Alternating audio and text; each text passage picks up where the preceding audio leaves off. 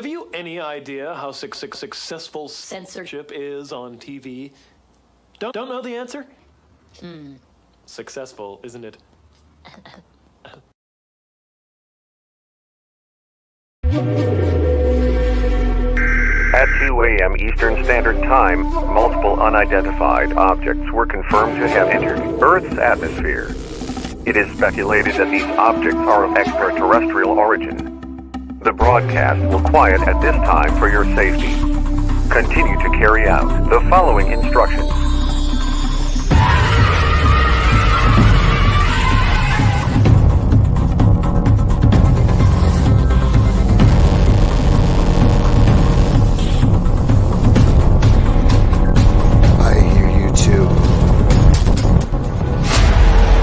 We don't know what it is.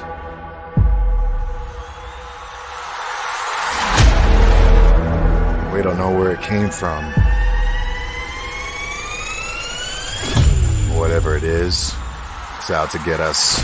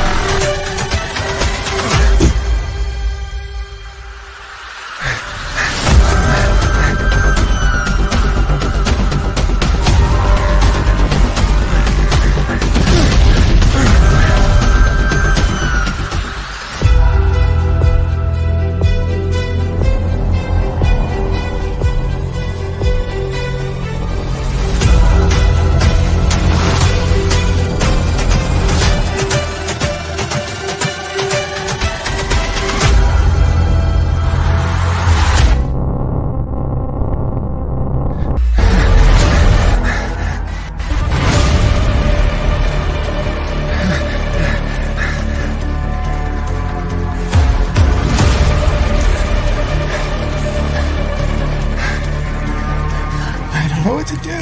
They're here.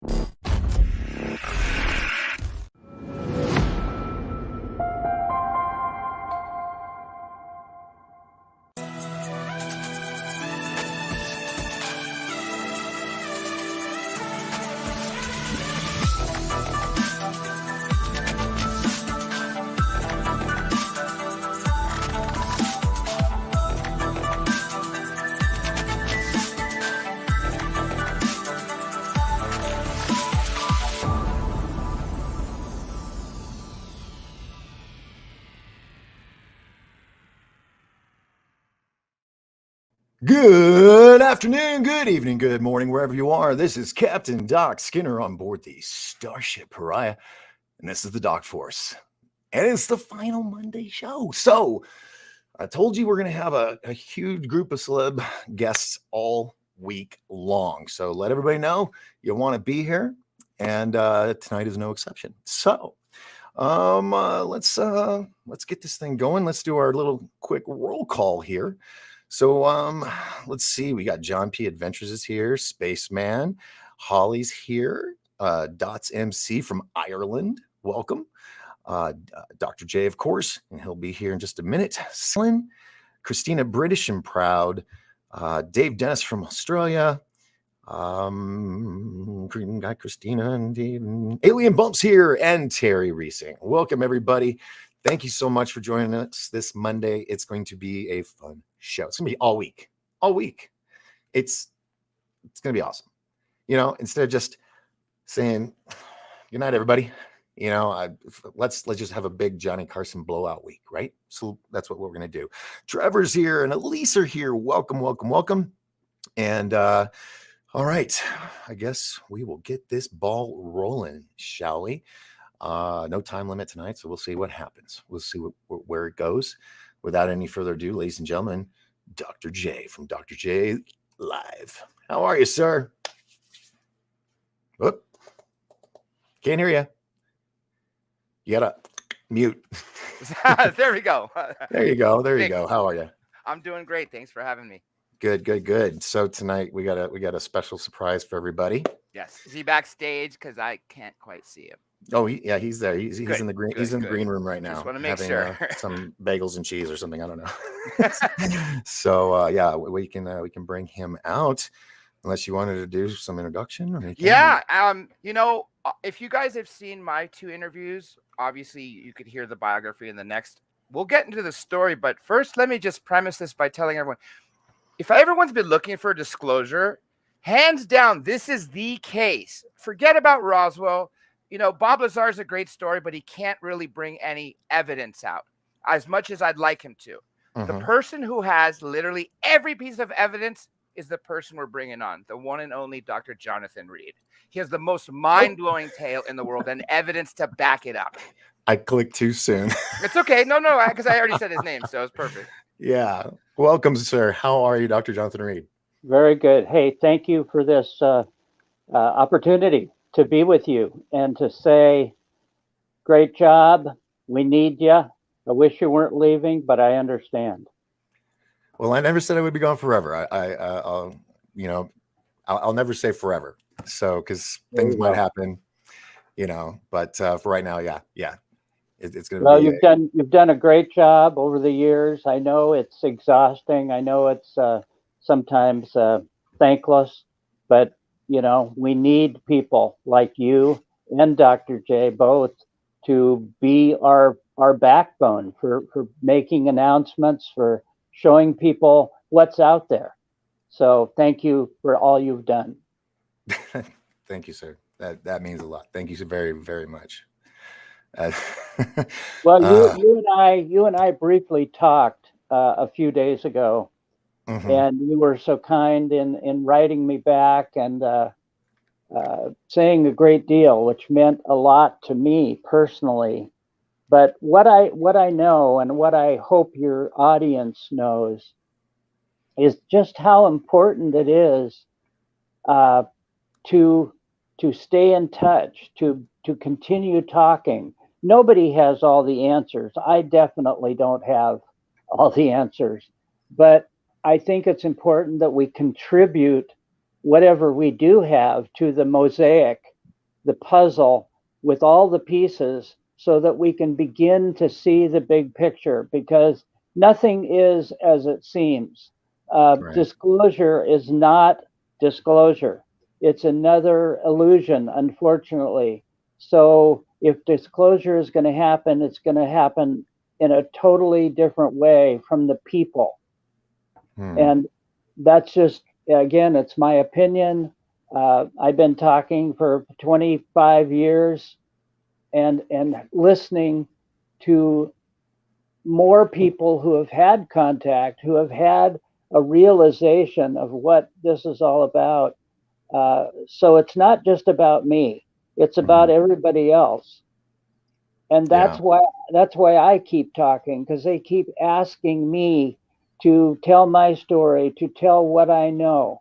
So what I'm saying here is I salute both of you for doing all you've done and for continuing doing whatever we can in the future. So I want you to know I'm here for you, uh, publicly, privately, and I think we should put something together and continue forcing the lid open as best we can, because in my opinion, we're not going to get it from the governments. No. I've always said that too, Doc. I Yeah. didn't mean to interrupt because they've had the chance for so long. They do the opposite by making us calling loony, debunking with the stupidest explanation. But you have so many people who are remembering their stuff consciously now or via hypnosis. I think you can't contain it anymore through the people. It's gotten too big. Yeah. Yes. Yeah. And I believe that it's not about what we think it is. I'm with you on that too. There is so much more to it than we can even begin to imagine. So we have to go to the source. And the source sometimes is difficult to understand, to comprehend. But again, if we put the pieces together, maybe we can begin to help each other to better comprehend it. Right. And that's why I've been doing it, so we could all share. I was watching this one film about abductees, and they said the best thing to do is finding others, because then you don't feel alone. And in numbers, we can be a lot stronger. And I believe that has happened over the years, probably not as much as we probably would want, but it has been happening. And I just something is about to happen. I mean, we are on the tipping point of something big, whether it's AI, it's alien invasion, or Project Bluebeam, or whatever. We've been told with so many possibilities that it could be. But I think everybody feels it, and that's what we're feeling. I agree with you. I think there are some misconceptions, in my opinion, that it is one big thing, but I think it's many things on many levels happening at the same time. I don't think they're here to help us, but they're not here to hurt us either. There is an agenda. There are multiple agendas and multiple races that are interacting with this planet. I think there's evidence of that. It's not just speculation. The other thing I agree or want to bring forward constantly, people are saying that the agenda isn't necessarily to benefit us directly, but indirectly. So I think that's something we you have said to it's different consider. elements, right? One of the elements that I believe me and you talked about is possible time travel, right? Do you think some of those beings are among those that people perceive are ETs? That come back from the future? Yeah. Yes, I do. Absolutely. And I think there's reason for that is that they're trying to either give us information so we make a correction ourselves. They can't make the correction for us. They cannot do it. They will not do it. But they can encourage us to fix it for ourselves. And I think that's what we need to do. And we're working too slowly. We have to speed the process up. You're sort of talking about willpower, right? We have our own free will to fix our things, but no one is going to do it for us. They could show us it and try to push us in that direction, right?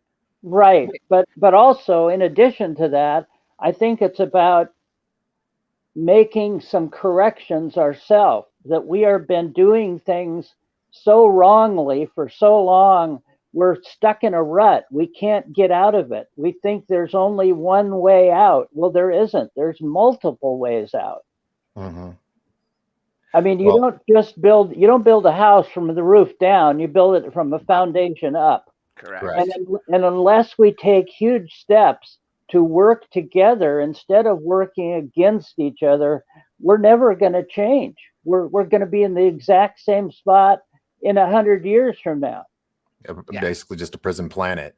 Because I believe it's a whole bunch of stuff. I mean, because like you said, Dr. Reed, everybody's got a piece of the tapestry, a piece of the puzzle. And we hear all these people's different stories. Well, I was abducted by this race, and I went to this star system in this planet, or I was in the SSP. It's like there's all these different variations of storylines, you might say, of how this is all playing out, when possibly, in fact, maybe it's everything. And we're just only getting little snippets of each of these pieces. So we're not seeing the full picture. So a lot of people are like, I don't want to believe it. There's not enough evidence or whatever. But I believe, like religions, all of them have elements of truth. And then people, because we're faulty, we embellish on things. We over exaggerate and blow things out of proportion. But because we might have a title position in the world, people will believe you. And then other people will back you up on that. Next thing you know, you got a little cult following you, and it's fact. Anyway, I'm No, you're right. You're going off on a absolutely tangent. right. People are myopic, and they only see what's in front of them, and then they focus on that, thinking that's going to be the one and only thing that leads us to the ultimate truth. Well, it isn't. It's exactly what you said. I believe it's this mosaic, and all the pieces are what's important to raise everybody up to the next level. Because if we don't do that, we're missing the point. We have to think on the levels of being and seeing the differences even within ourselves, because we're not clearly looking at all the pieces. We're looking at one piece at a time, or waiting for the government to feed us disclosure.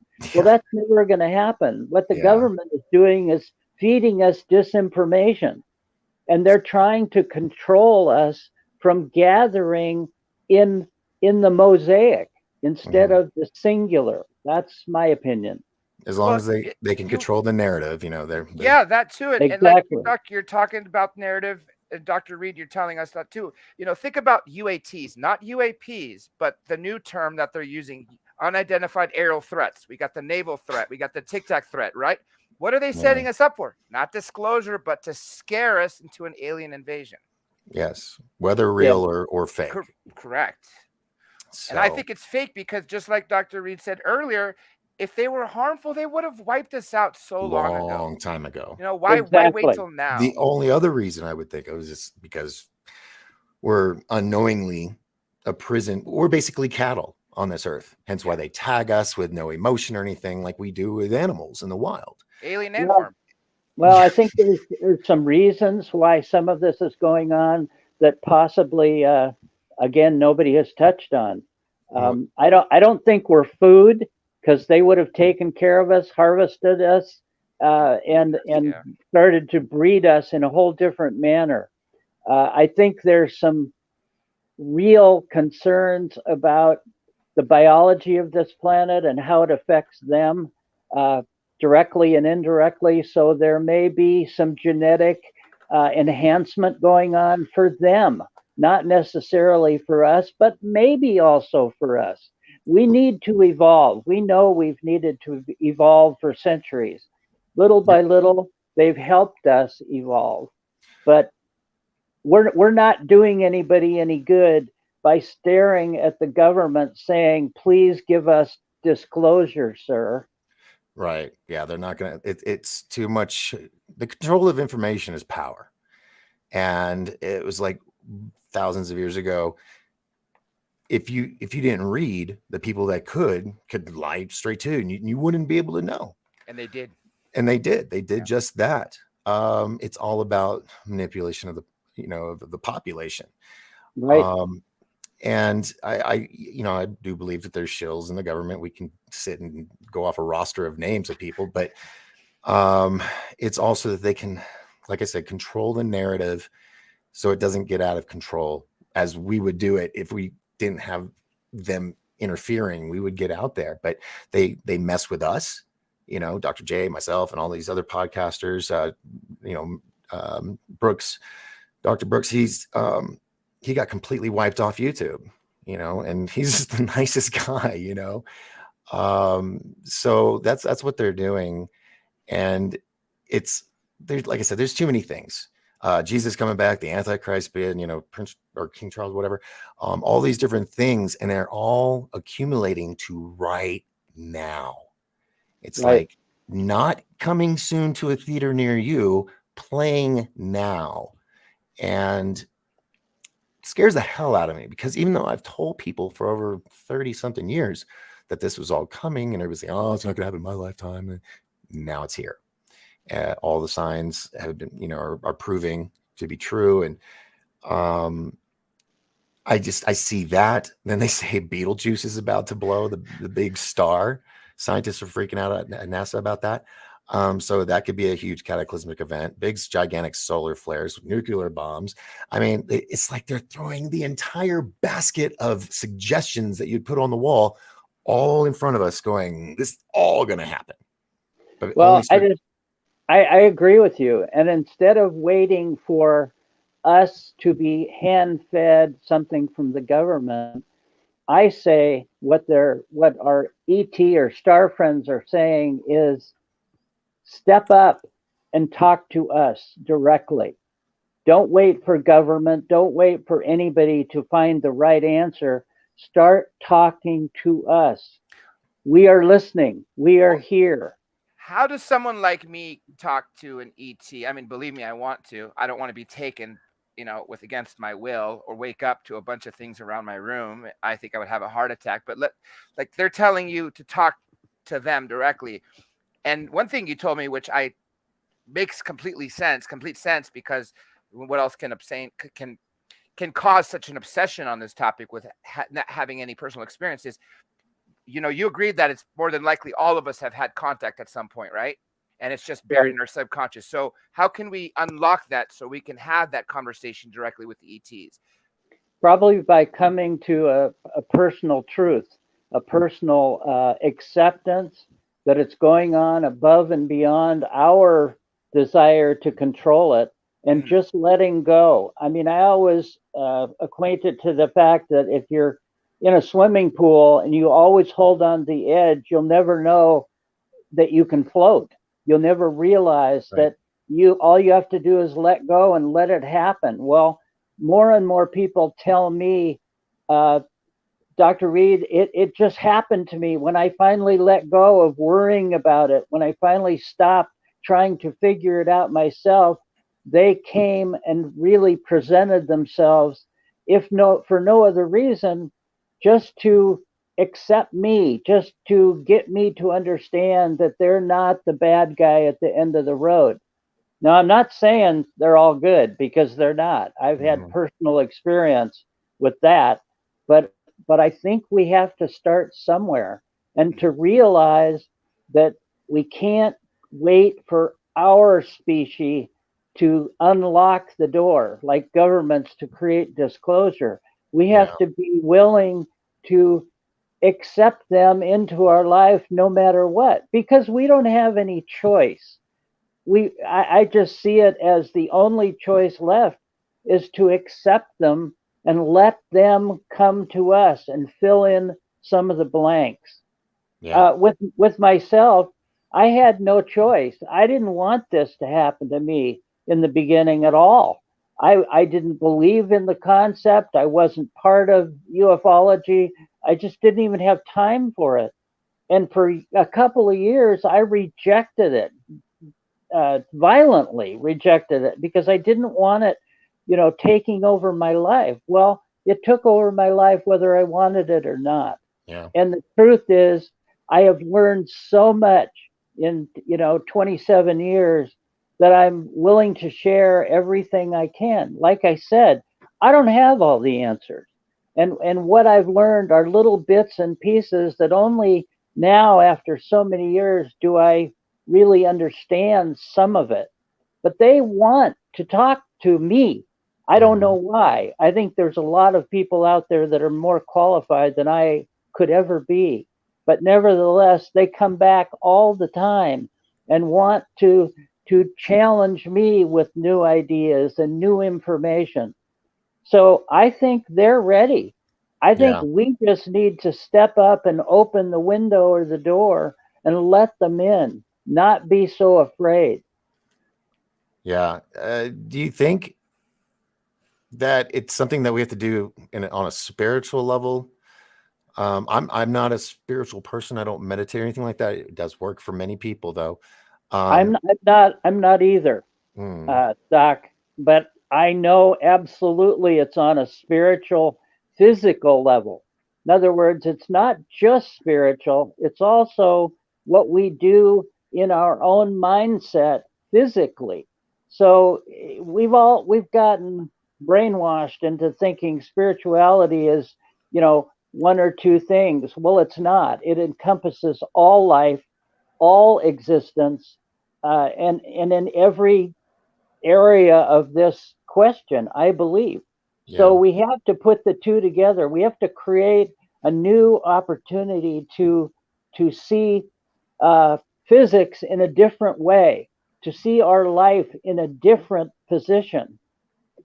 And we're doing that with the whole science of quantum physics, being able to, But we're doing it on a such a minute level. We have to jump in with both legs and plunge into this, and again allow them to help us. They are so far advanced from us, we can't even imagine. I mean, it could yeah, be millions of years advanced, beyond what we can even comprehend.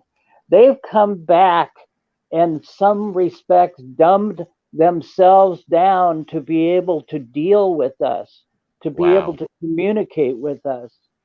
wow, Dr. Reed, I have two questions from you that were actually questions from last time that people Yes. wrote after the interviews. I believe these two are from the second one. As a matter of fact, one appeared here, and that's what triggered me to remember that it was in the comments as well as this other one. So if you don't Oh, mind, Doc, I'm going to ask it, and please. let me Go just for say it. this for the people in Yeah. the comment sections. I normally will put your comments down here, but because we have 3 guests, I don't want the comments covering Dr. Reed as he's talking. So I don't want anybody to think I don't want to bring you guys up on this. So I'm just letting you know. Go ahead.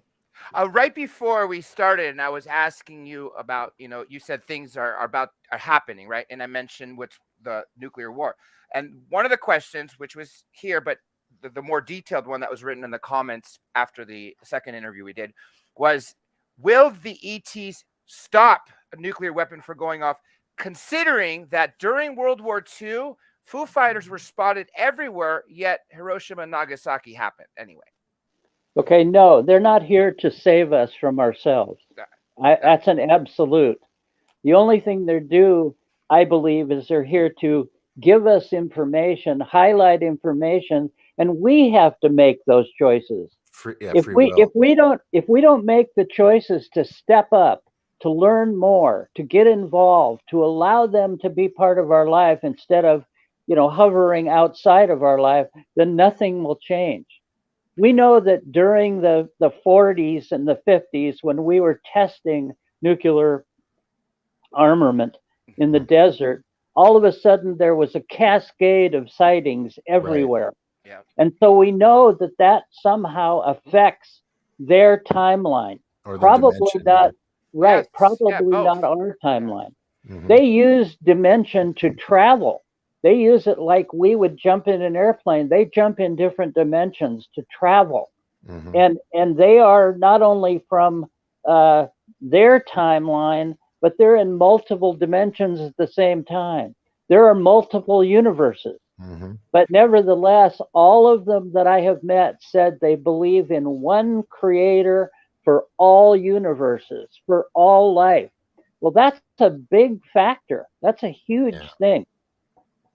Especially now with all these images from the Webb telescope showing just millions and millions of new stars and constellations. It's just, I can't say there's nothing out there. I just can't. And I don't want Well, to. they may be on the outside of the fishbowl that we call this universe or True. universes. True. They may be looking in and holding us in some unique position so that we don't become extinct.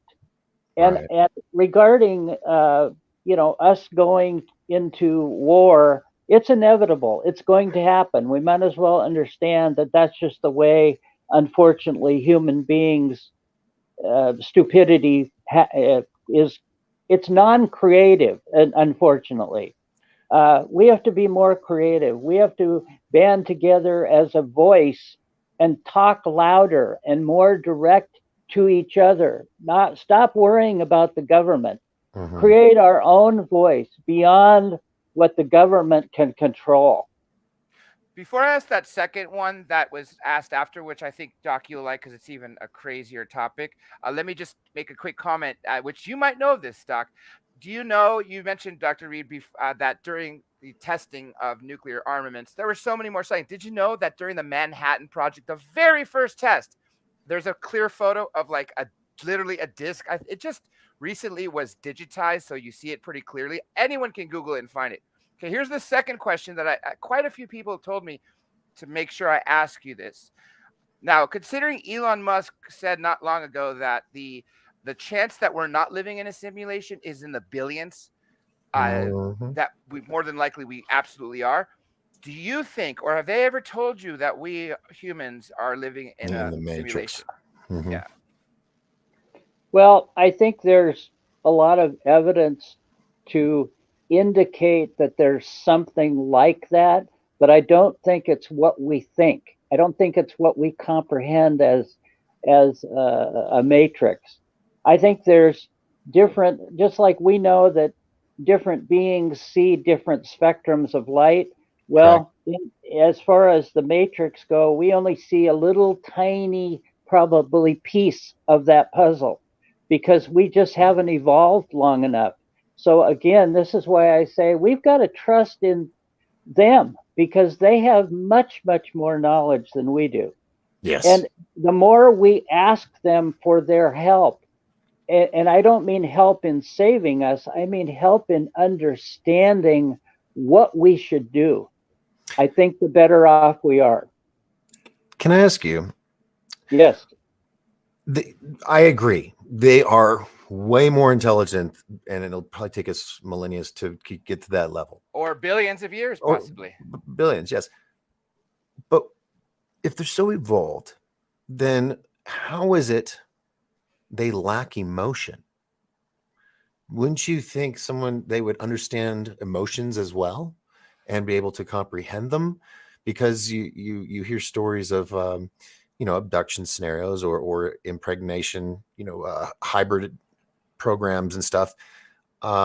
They always seem cold, no empathy, nothing like that. And then they'll bring a child to a mother who they took the fetus from, months before, and they'll say, "This is your child, mother it," which means show it emotion. Um, why do you think that? Why do you think that they lack that, even though they're so intelligent? And I do believe they are very, very intelligent. But I just pondered on that last night watching a documentary. Well, for those who don't know, I used to be a pretty good psychiatrist, and I studied psychology, for 15 years to be able to help kids with ailments and disorders and their crazy parents. But my idea regarding their emotion or their lack of emotion is one of two or three things. Either it's been bred out of them for a specific reason, or they lost the ability.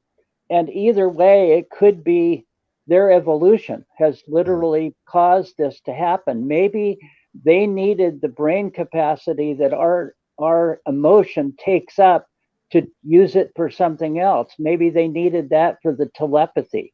Maybe they needed that to be able to interact with each other on a mental basis across millions of miles for just their own communication. But nevertheless, I feel that the emotion that they don't have, that they're very curious about me having, they're also telling me not that it's something they want, but it's something they want us to be able to better understand and control because it gets in our way. It gets in our way of learning and fulfilling a thought process, because the emotion gets in the way. It No, doesn't let us completely evaluate the circumstance without becoming emotional. you make a perfectly solid, point. And because in a lot of jobs, the decisions you have to make, they want to make sure that you can separate yourself from emotion in certain jobs. So that makes a lot of sense. But it saddens me that it would be bred out of them completely. Now, being that they're so smart, do you feel, or have you been told, or that the reason why we only use, if we're lucky, 9% of our brain, or 10% maybe, is are they the reason for that? Have they messed with our DNA so that we can't use the full capacity of our brain, and like they probably do, or do they only use 10% of that huge brain that they have?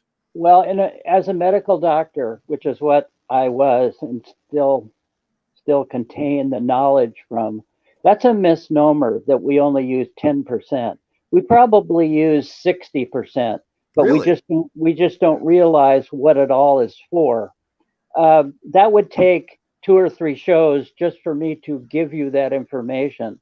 But nevertheless, if you look it up, if you look up, brain capacity in medical research, they'll tell you a different story than what people want you to believe. So I do think we use a lot more than what most people think. To your Second, point, I've heard 100% from some doctors. well, Really? Okay. that may be so, but nevertheless, we don't know what it's all doing. To answer your question, have they messed with us genetically? Sure, absolutely. There's tons of evidence to show that, over the millenniums we've been enhanced. We've had things turned on that didn't function in other times. Our logic process, our cognitive theory and rationale has been increased, 100-fold compared to what it was, a million years ago. Well, even on that comment alone, I feel there's been an intense improvement with the way people think now. I remember when I was younger, before the internet was around, you really had to work on getting information. But now we've become so boom, boom, boom, we get the answers, boom, boom, boom, we get the answers. Is there a chance that maybe that's, rubbed off on us so Yeah, that we can make decisions faster? absolutely. Absolutely. Unless you compare it to Joe Biden, and that's a whole nother story. But I think that's going backwards in evolution. Very Wait, much so. wait, hold on. Sorry, I had to say that. No, no, Hey, no, look no, at my no. shirt. I think it's proper. It's okay. Hold on. I've got to do this. It's only because you do this. Wait. What's the song that is played where everybody is on the chair, everybody, going to my mind's going blank now. What's happening? What, I can't remember. I'm gonna lose track. My mind's going blank now. What are you talking? What the hell's going on here? Where the hell are you? My mind's going blank now. I can't remember. I don't know what the hell he's talking. Okay. The Cornholio hands are sorry. insane. What is that with this guy? Oh my God. I'll play it at the end of the show. Yeah, you gotta send me that. If for nothing else, Joe Biden is comedy relief from a time in our lives that are extremely stressful. It would be comedy if the world wasn't watching, but that's a whole nother. What worries me, especially since we have that strong alliance with North Korea. There you go. Yeah. There you go. It's 50 meters away. I could see it with my eyes. This is a joke. How does even a vice president screw up that bad? Now, regarding politics, just a quick note. Do I think we're going to be wiped out in regard to mankind being non-existent and the ETs are going to take over? No, I don't. They need us. Right. They need us alive and evolving. They need our energy source, our soul energy. You mean, yes, right? Yes. But they don't need us because, we're the chosen one. They need us because all life is extremely important to them. All life. If nothing else, think of the Matrix movie. We're all batteries. We're all That's what I was going chemistry. to say. Yeah, And they need us. They need our energy. but Um, not from the standpoint that the Matrix movie talked about. They need right. us because that energy is probably part of a collective. A harmonics around the world. Right, but it's a collective. In other words, Mhm. it's in them too. And they're using part of our energy, and we just need to learn to use some of their energy so that we can shift this back and forth. I truly believe, and I have to say this like this, I've learned so much by what they've told me over the last 25 years, things that I never would have believed in the beginning, things that I could not have conceived in the beginning. Mhm. And I realize that they are, in some respects, our, uh, or we're their descendants. We are their descendants Right. in a really backward way of looking at it. They're from our future. Millions and millions, some of them in are from our future. Hmm. Uh, they're not here to save us, but they're here to save our existence as a whole. And they want us to step up and communicate with them. They want us dearly to be honest with them. The problem is the politics of the world prevents it. They're keeping us dumbed down. They're keeping us waiting for the government to hand us the next step. Well, the government isn't going to do that because that isn't what the government is about. The government is about controlling the masses. Right. And if we break out of this control, all of a sudden we're going to realize that the ETs are not against us. They're not waiting, for us to evolve. They're just waiting for us to talk, to Hmm. listen, to learn to listen to them in a whole different manner than we've been listening. And Dr. Reed, that reminds me of when you were in Mexico and you asked a gentleman, I think he was like just a resident, why he doesn't film, the beings. And the answer that you told me was a great one. He said, because why would I film my neighbors? exactly. Oh, yeah. Yeah, this was in Teotihuacan after the first time I was down there speaking. And I went out, they took me out as tourist to this beautiful place. And one of the little guys sitting alongside the road when we got there, this older Mexican gentleman, I used my translator and asked him, "Do you see a lot of ETs? Do you see a lot of lights in the sky?" And he said, "Well, all the time, just a Mhm. matter of fact." And I said, "Well, why don't you take pictures of them?" And that's what he said. Why He would made I that take comment. So, pictures of my neighbor? this is for both you guys. Hmm. Why is it? Do you think that South America gets so much activity and it's caught on camera Oh, he compared to has a other great places? answer for this. I have a one worder, the Okay. government. Dr. Reed, Okay, it's Dr. for Reed. you. Well, I think cultures tell us a big story about how people accept spirituality into their lives in different forms. Spirituality in South America, Mexico, Argentina, Peru, and I've been to all those places, tell us that it's a matter of family. It's a matter of being Heritage. part of their family.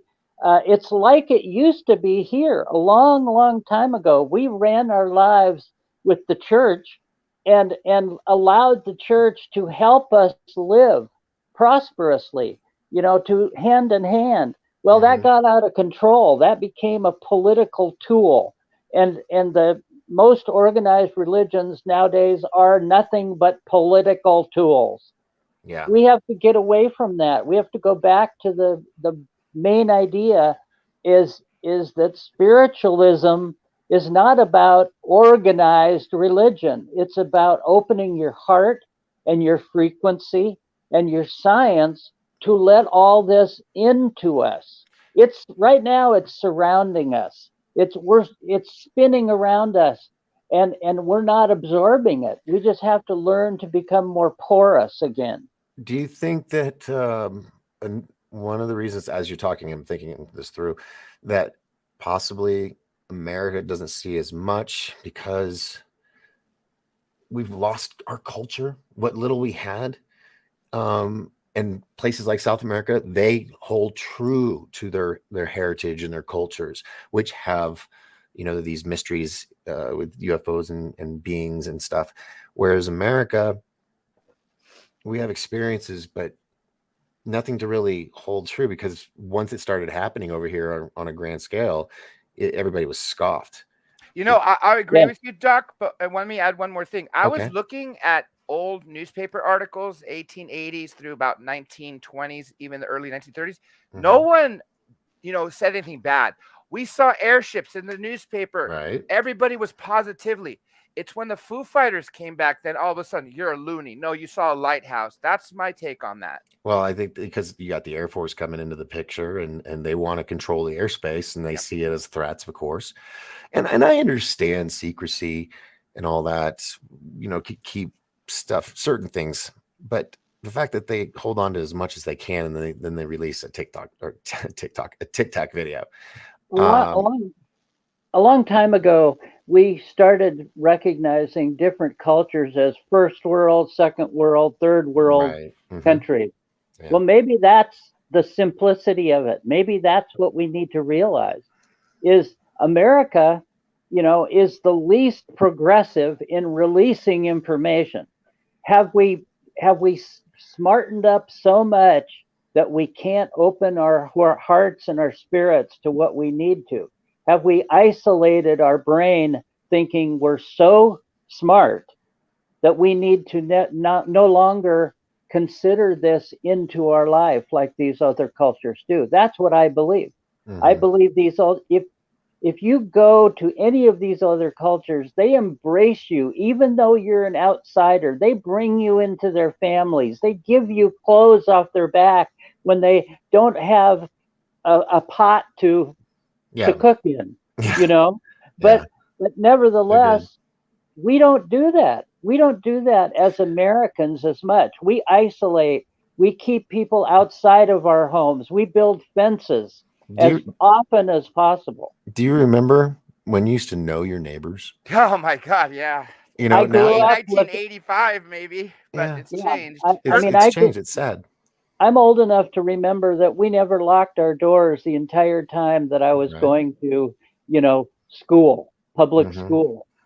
We didn't. Our neighbors came and went through our houses. We didn't worry about anybody taking anything because you just didn't do that. That just didn't happen. And unfortunately, we locked the doors. So we've locked the whole ability to share with each other in the old way we used to. Communication is everything. Yeah. Everything. Dr. Reed, earlier you talked about possible abilities that we had or are gaining, etc. One, I'm going to ask you to comment on this story. Dr. Roger Leir told me this before he passed away, and I wouldn't be surprised if he told other people, but I don't believe he's ever told us publicly. He said that he believes we all had telepathy for the longest time, and then we pissed clearly them off because the Tower of Babel incident is not some metaphor. Really, we all were communicating with each other. Then our telepathy is taken away, and that's the first time we have to verbally speak, aka via tongues. Do you think that story is what Dr. Roger Leir said, or do you think it's a metaphor for something else? Well, I think it's a point of reference. I think there's some truth to it, but I believe it's exactly the opposite. I think we still have the ability to use telepathy right now, and I can prove that almost every day of my existence within my own team. I can think something, and then somebody else will bring it to me. Well, let me ask a follow-up. Can we gain that ability? Like, we have that ability. We have it. We just have to. We have to exercise that ability in ourselves. When you exercise a muscle, you've got to go out and put some effort into it. And only after time do you increase that muscle mass. Our brain is a muscle. Yep. We have to do the same thing. We have to learn to control it in a different way, looking at it in a totally different way. But I believe we have the capacity for telepathy and many other things right now. Right now. Yeah. I believe that we even have it I at do a very too. young age, but we're Yeah. told that's not real. That's Yeah. imaginary. Blah blah blah blah That's blah. right. And That's it correct. literally it conditions our mind to shut that program off. And I be believe we got stupid. we got a circuit breaker in there, and I Right. personally I want to know how to flip them all on. Well, we've dumbed you. ourselves down. We've allowed Right. ourselves to think in a linear way where we needed to think in a multi-dimensional way. You know, Mhm. like multi-dimensional chess, a chessboard on different levels at the same time, moving in different directions. We need to think in that form. That's where we need to become smarter and again use your brain to exercise us out of that doldrum, out of the mud and into the light. And Mhm. it can be done with anything. I mean, look, we know we can learn. We know from the age of 0 to 10, we learn a great deal. We're like sponges. Right. But we need to not listen so much to the teachers who have been teaching us in a wrong direction. We need to open that up to both the spiritual, the frequency, the science of learning, not just the book learning. Pardon me. Yeah.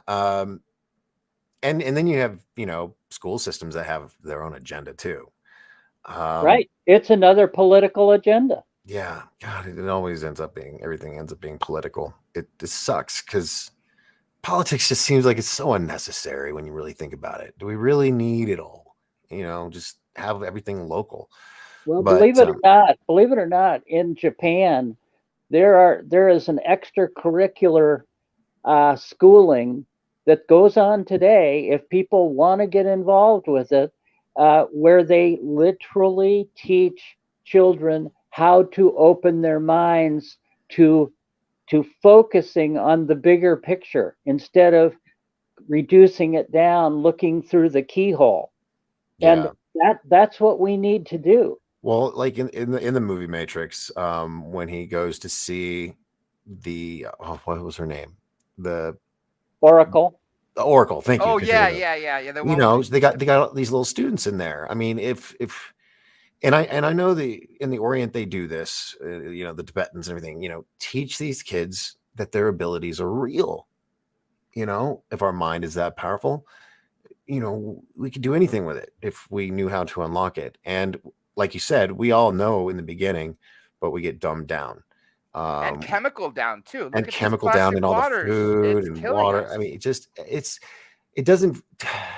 We're taught to step on each other in learning. We're taught to overachieve, everything's a competition. Right, to completely set it up as a competition. Well, what the competition should be is in groups to rise everybody above as a unit.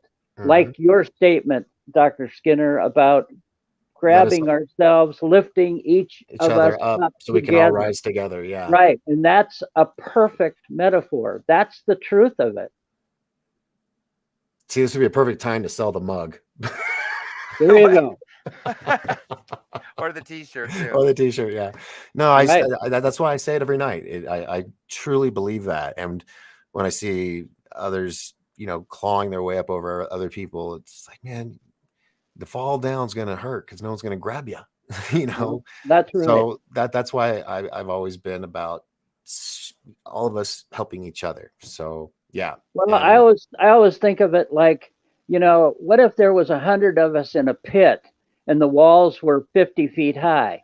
Mm-hmm. The only way to get out of it is we'd have to start educating ourselves on how to climb up with each other, on top of each other, helping each one to the surface so that then they could go and get a rope to help the rest of us. Yeah. Just Sometimes like sometimes it takes sacrifice. Sometimes we have to, throw in the towel and say, we need to quit fighting and accept each other for where we are and what we are. Mm-hmm. It's not a competition. It's a survival. It's an existence. And if we are ever going to learn, we have to learn as a group. We have to accept each other and complement each other instead of destroying each other, trying to get on top of each other. Right. Right. And that has gotten really bad in the world. Everybody's, and it's like this, and even news isn't really news. It's all Oh about, my it's God. the other guy. It's the other guy. Opinion. And that's it. Yeah. I don't think they understand what the word news is Journalists have anymore. lost all their ethic. They're not. They're just propaganda artists. It's so sick because you're looking for something about what's going on in the world. And okay, here's the hurricane. But how did climate change affect that? Or we're going to pay people back from race first. That's not what I want to hear. I want to know if my friends are dead or alive. You know what I mean? I know what you're saying because it gets so angry because everything is swung on one way or another, and it's always swung to the wrong side. Yeah. Dr. Skinner, I don't know if you heard what I said to Dr. J on his program, but I was invited to speak to one of the biggest spiritual leaders on the planet, the Pope Francis. Mm-hmm. And I found it truly amazing that after speaking to him for hours about what he asked me about my experience and to know about it, his main question is, how can we help them? Have you ever asked that of Freddie? How can we help him Yeah. or his? Yes, I have. And what I've was the gotten response? multiple answers, multiple snippets of ideas. And to boil it all down, I think the biggest realization is we need to be open to them. And that doesn't mean, throwing our alliance to them 100%. It just means learning how to listen, learning how to communicate. And I think that's one thing that he appreciates in me, his superiors appreciate. Not that I'm such a genius or so smart at this, because I'm not. Probably the opposite, that I tell them the truth. I say, look, I don't know what you mean. Please explain it again. Try to give me some kind of realization of what you're talking about. And it's like talking to somebody in a foreign language where you need to continually go over something until it saturates. Look, we're the stones. We're the ones with the heads of stone, and we need to open that up. We need to learn to accept the fact that we're not the smartest, guy on the block, and let's say accept it. so someone's listening to this right now and they're hearing you say, we got to open ourselves up and all this. Let's say somebody wants to do that tonight after this show. What would you suggest them to do? Sit in their room in the dark, silence, sit there and meditate? Should they say things out loud? Well, I would say all of the above, but the main thing is to humble yourself to yourself, to realize that we don't have all the answers, but we're asking for them for some guidance, for some acceptance. It sounds like prayer. Well, in a sense, it is. That's true. Don't be so bold to assume you know what you're doing. Right. Be so bold to accept that we know we don't know. And they appreciate that. Once you put that out in the universe, and that's how this communication works. When you put that thought out there, it's going billions of miles away. Thought transference is a real thing. Mm-hmm. So in science, we know that.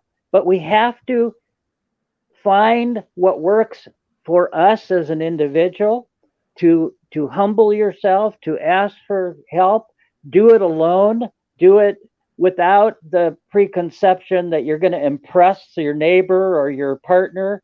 Do it by yourself. Just do it quietly. You don't have to be boisterous. You don't have to, assume the commanding position. You have to assume the humble position. And that works the best.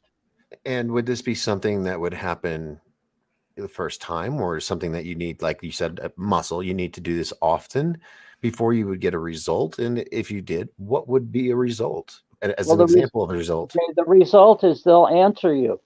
You may come up with a question that says, why aren't you talking to me? I want you to talk to me. I want to have some kind of response.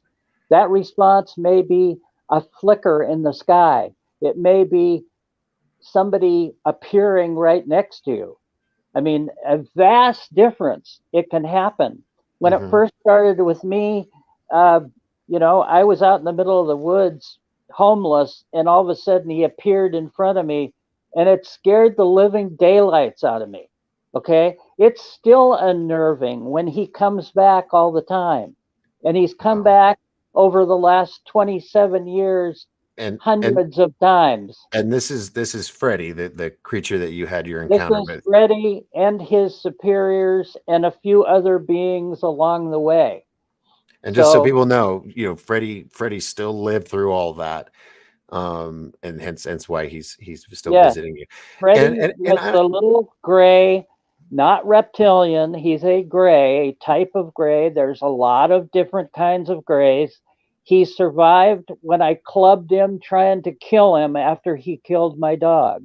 Mhm. But I've accepted that. I've talked with them over and over and over about it.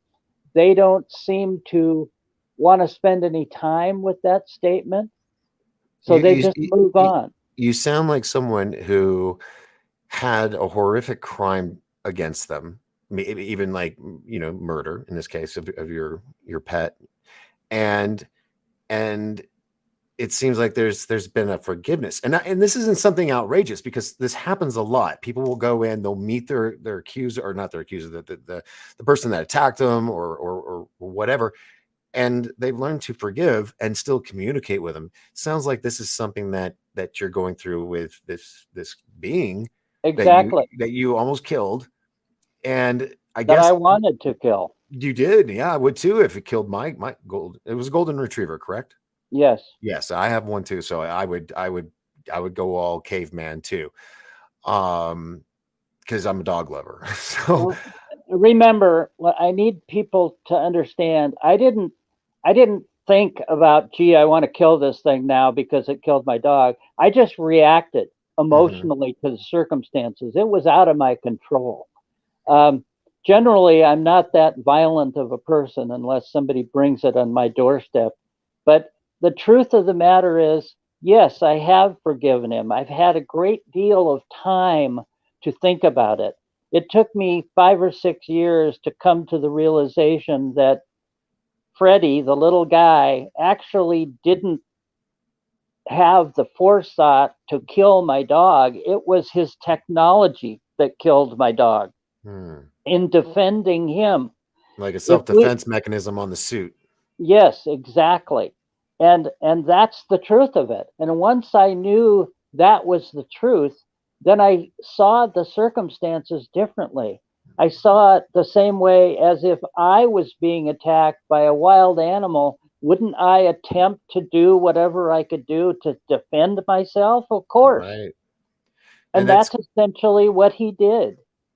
and this seems to have a parallel. I mean, it's very similar to my other friend Travis Walton. He had his incident happen, and when we first started talking many years ago, that's when he started realizing that it wasn't necessarily they abducted him; it was more of an ambulance call because they realized they basically backed up on him with the engines, and they're like, "Oh shit, right? We ran over this guy. We gotta fix him." Um, yeah, a lot of times it is just circumstances, right place, right time, wrong place, wrong time, however you want to say it. Um, Exactly. it, I it's know Travis too, and I've spent hours talking with him personally, Mhm. privately, about his experience, about mine. There's some very similarity Yeah. between both of them, but there's also huge differences between them. Do I Hmm. believe him? Absolutely. I know he's telling the truth. Hmm. I believe he knows I'm telling the truth. Uh, Yeah. I think we need to understand that all of us have a different piece of that puzzle. It doesn't have to be equal Right. to be important. Yeah. All puzzle sizes are different sizes and Right, shapes. Yeah, right. they're not all the same. And that's why, like I mentioned to you in the email, I believe everybody deserves a chance because we do. we all have some piece of the puzzle, and Right. it's just taking a little longer. I think a lot of us hoped that once enough information got out there, it would be a big eureka moment for the whole planet. Right. But with new generations coming every day, being manipulated by TV and friends and family, to just their thoughts and opinions, and then you taking on, oh, that must be how it is then. When in fact it's not. Like you said, nothing is as what it seems.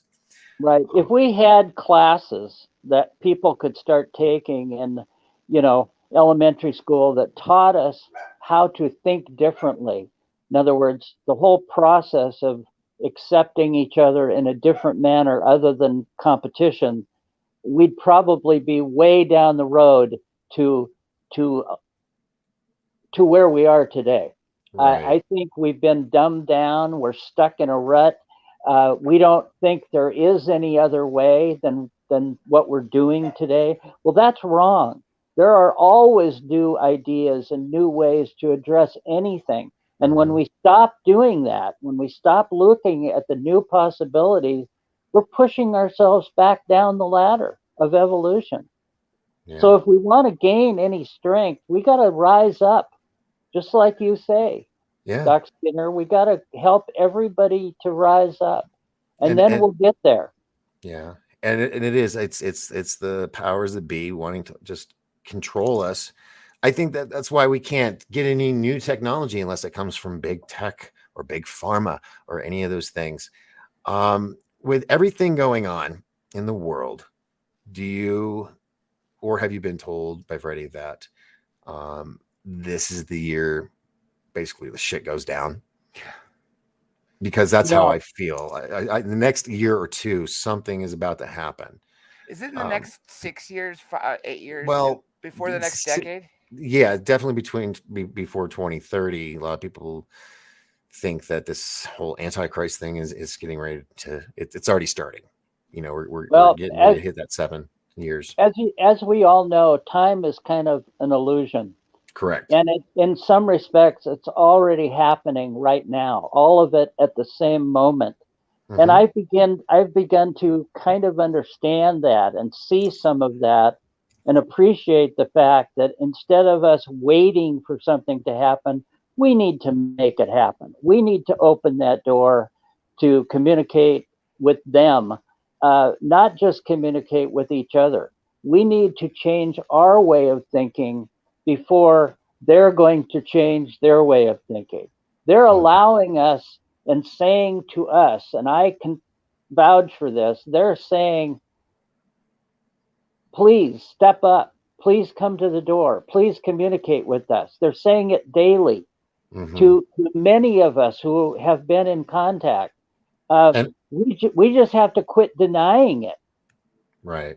Well, I think a lot of people, it's denying it by fear or by ego or by cognitive dissonance because it's too much, The ETs cannot change our timeline. We're the only ones who can change the advancement of humanity.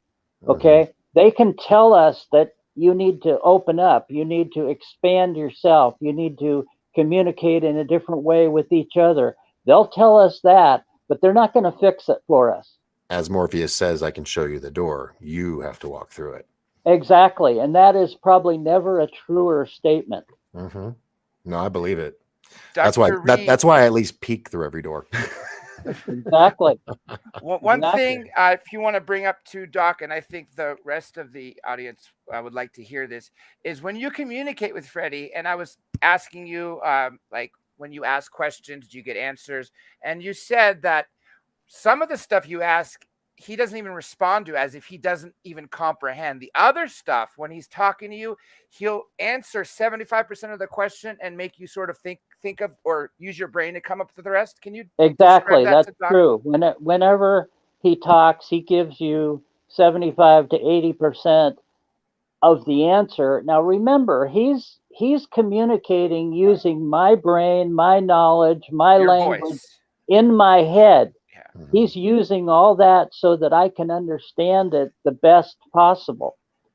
which is really a unique form of communication. But he's giving me 80%, and the rest I have to figure out. And that part of figuring it out is regurgitating what he's already told me, rethinking it, trying to figure it out logically. It sounds like geometry. We got to work things Oh, it is. backwards. The very first Is it time geometry, he right, or started algebra? communicating Algebra was and logic, yeah. algebra, geometry, geometric shapes and conditions. That's the way he communicated, because he needed to see if I understood what he was telling me.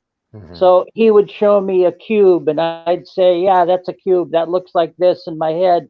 And he'd go, yes, that's a square. Okay, is a square part of a cube?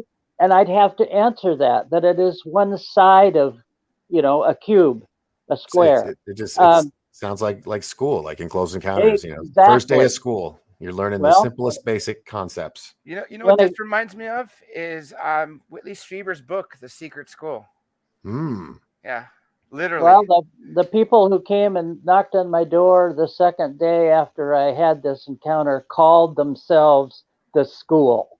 You mean And the men guys in in the black, van, the men in black. The School of Esoteric or something like that, I bet. Just again, it's titles that we put on things to try to relate. And we need to think beyond those titles. We need to think beyond the process of limiting ourselves. They want us to learn. That's the biggest thing I can tell you in a short amount of time. They're here for us to learn from them and to communicate with them. They're not here to save us. And why that is, I don't know. You would think if we're important, why don't they save us? That's how our natural logic process thinks, but they're Right. not. They're here to save the species, not the individual. They're here to instruct the species and the life form and the energy within us that I've learned to call the soul energy. That's what their most important whole recognizing factor is. Do you feel that Freddy and his gang, they have souls, or are Yes. they just biological entities? No, they're both. They're biological entities, but they have a soul. Every living being has a soul. Now, I asked the question, what about an artificial life form? Does that have a AI, soul? yeah. AI, yeah. And they said yes. Wow. Yes, So it does. all these scientists who are now talking about AI, who are complete atheists, by the way, Yeah. and are saying we are now gods, and talking about creating sentient beings almost as if they are the givers of the soul. Freddie's saying this is exactly what's happening. It's not just metaphoric, then, is it? Well, absolutely. That's And scary. when you get into the realization of what Freddie is a biological hybrid being.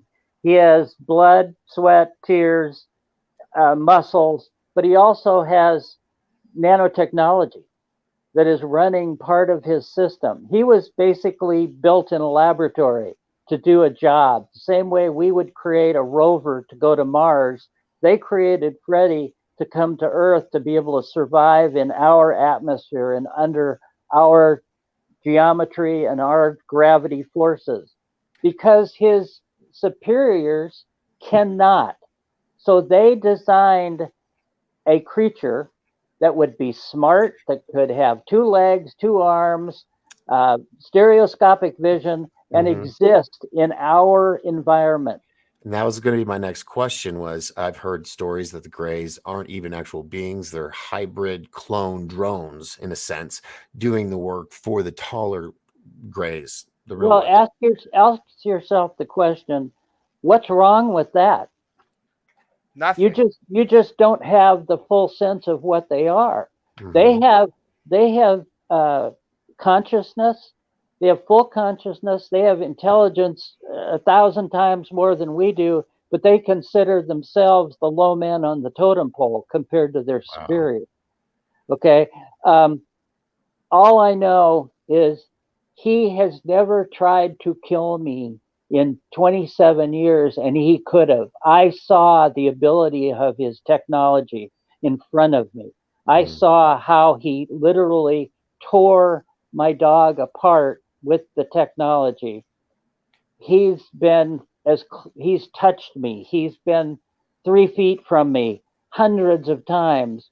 He comes and goes on his own. He's saved me from personal harm from other beings. And There was so, a term you used to describe it to me that I think Doc and everyone should hear. You said avatar, and I thought that was the best explanation of how to describe this being before you went on to talk about it being created. I believe that. I believe that Right? there are It alien fits. avatars Yeah. because they yes, can't live in our environment. I right, believe. Best absolutely. explanation I've heard. And you're right, That Dr. Reed. It makes sense to be born here to withstand our elements as opposed to just making one for every planet.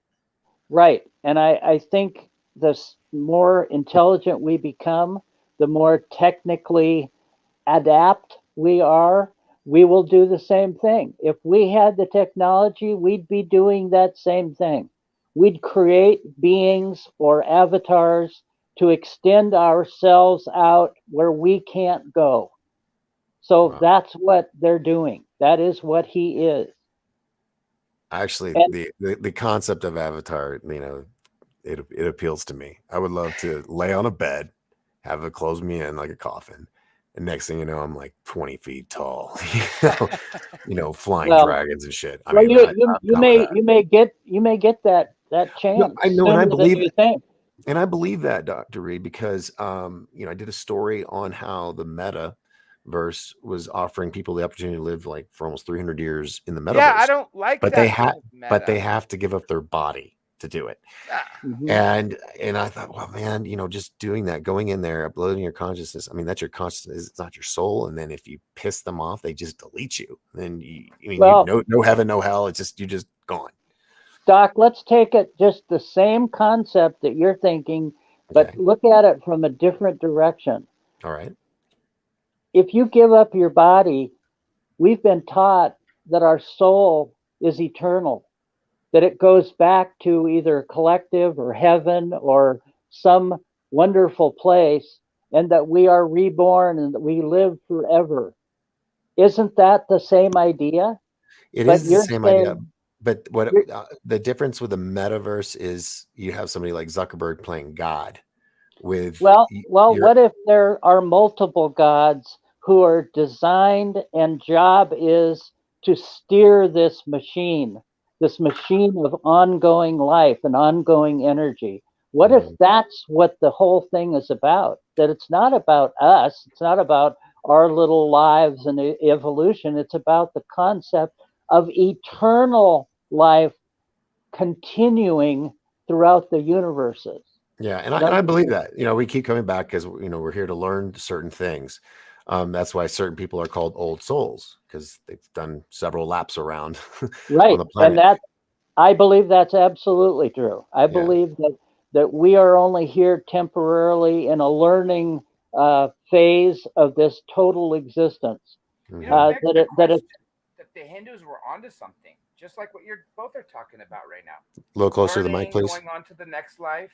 Oh, I was saying that the Hindus, Uh right? huh. Hold on. The Hindus are talking exactly what the point you're making right now. We live, learn on this planet until it's time to take the next lesson, reincarnate, right? So clearly Right. they had to know something that clearly turned out to be accurate. Hmm. that's correct. I believe that is true, but I think uh, uh, that's just scratching the surface because I think once we go back to the collective, our Mhm. soul energy goes back to the collective, then we share it with them and they all become stronger. That it lifts everybody up. It's like taking the photo album from vacation back home with you. You Mhm. share it with everybody. And that's all of our memories. That's all of our existence. And we do it over and over and over again.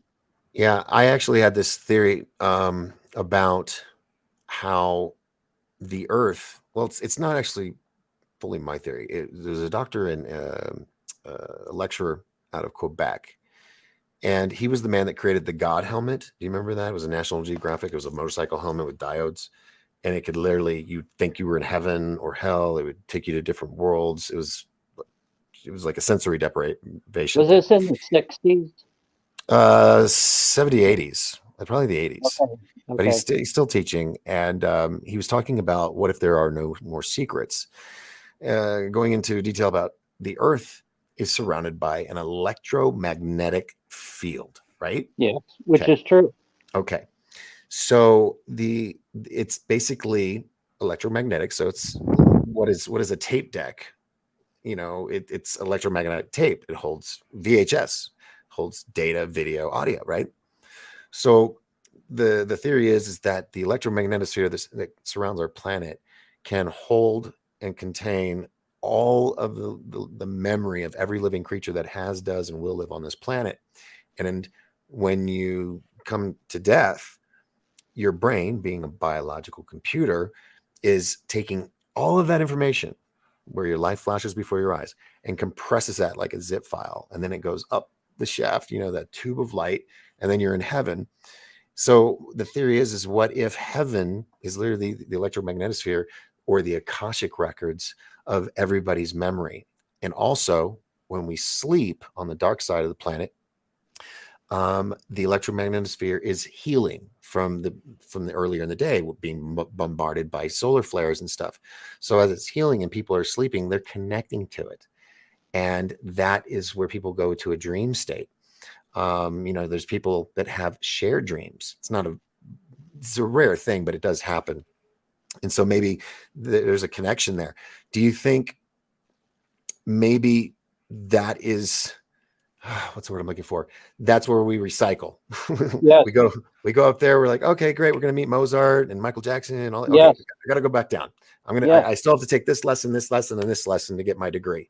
So there's some people that believe that they can connect to that area, that collective, shall we call it, while we're still alive and breathing in this environment through what's a very specific type of, for lack of a better word, meditation, where we literally can put our arm up and say, touch me, reach for those people, reach for Mozart or Michelangelo or John Lennon, and let them touch you, because they want it as much as we do. They want it more. They want us to grab a hold of their environment, showing that we accept these issues. We accept that as a construct, as a reality. We need to quit denying it and accept it. We need to embrace this. Other countries do. I don't understand why we have to be. It seems so taboo to go to that level.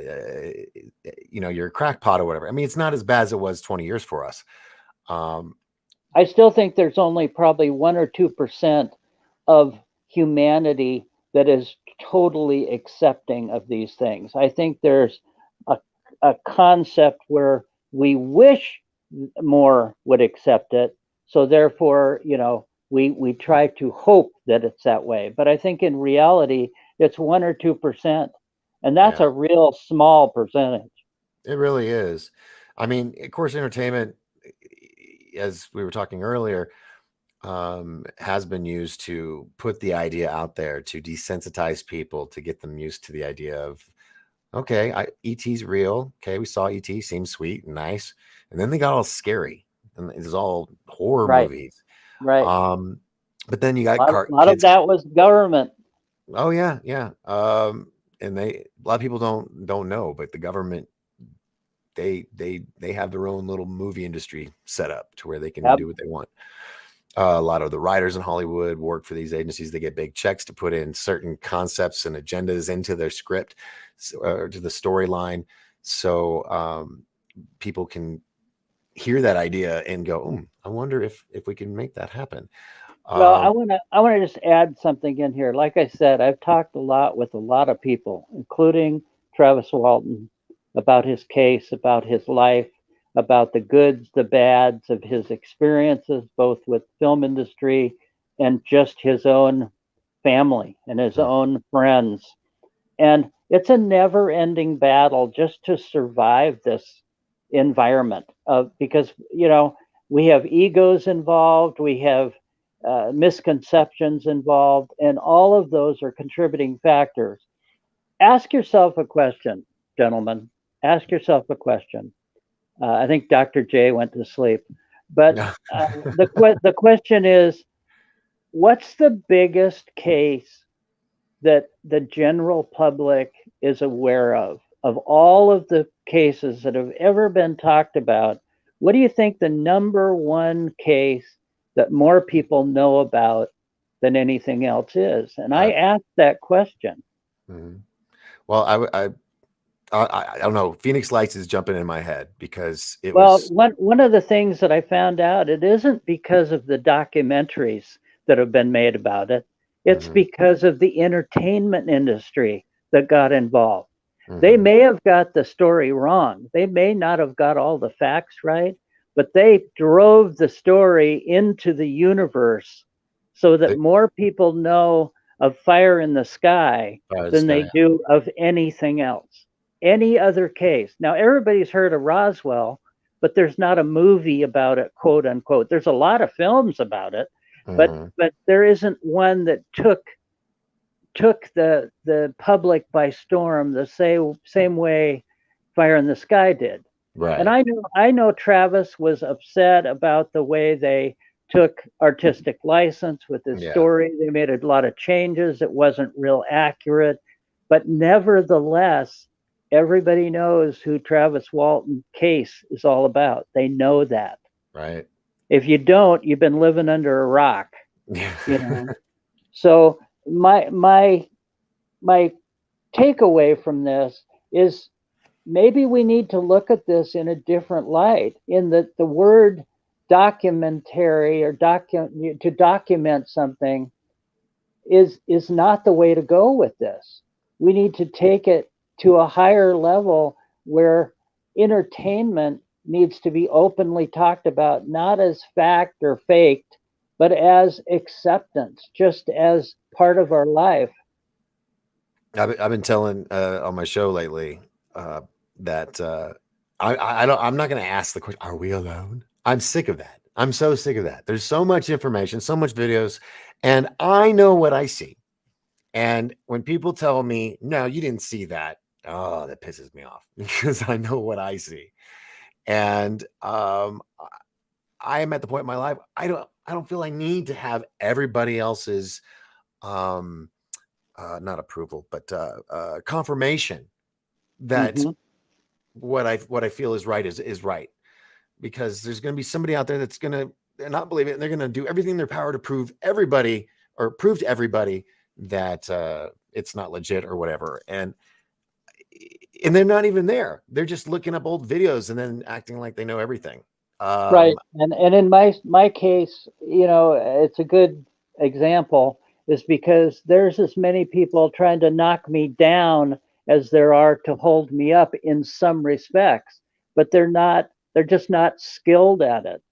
And so I quit using the word truth because I think the truth is subjective, the word correct. even. It is. So It so is. I started using the word evidence and facts because the facts support the evidence and the evidence support the facts. And if you have those, like Whitley Strieber first told me when I was on Art Bell, if you've got video and you've got uh, actual negatives of an event and you have DNA evidence of blood tissue that isn't from this planet, then obviously it's real.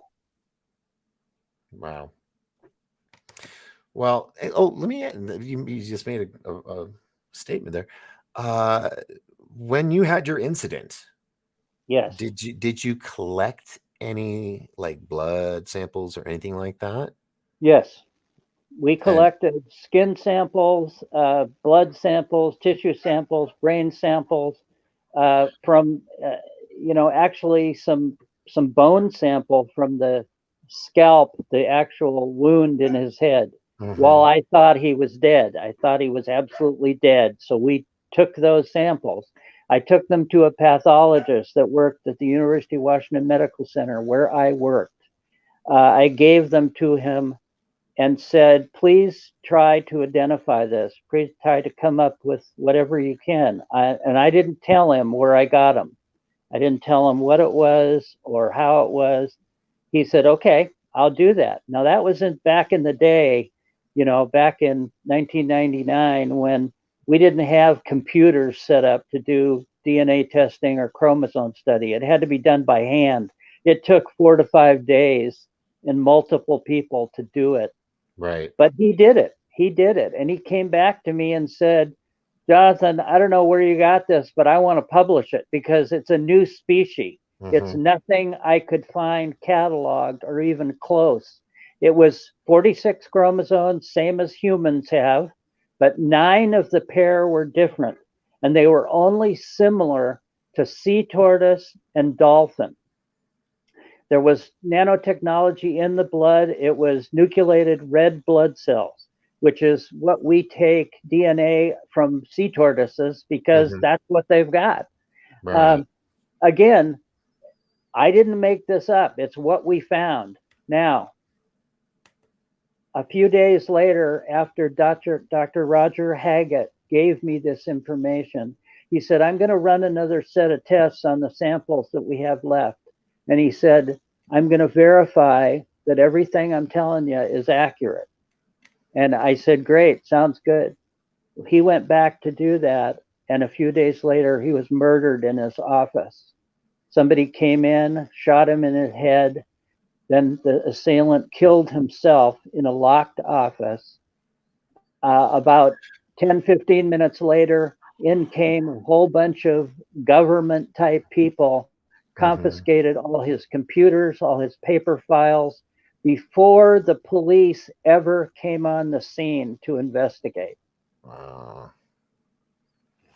Now, I have a copy of what he initially gave me. So I have the DNA chromosome study Sweet. that he Okay. made. So you have something. That's good. That's good. And we've posted it on the web, Dr. Skinner. We've had multiple websites, and as soon as they're up, they're taken down. They're eradicated. They're destroyed. And this has happened for the last 25 years of my life. This is how I've been attacked over and over. If you can't destroy the evidence, then you destroy the messenger. You create disinformation that makes the messenger look so corrupt that nobody will believe it. Well, I've had to come to terms with all that. And I've said to myself, I'm not trying to convince anybody of anything. I'm just here to tell you what happened to me and to show you the facts and the evidence speak for themselves.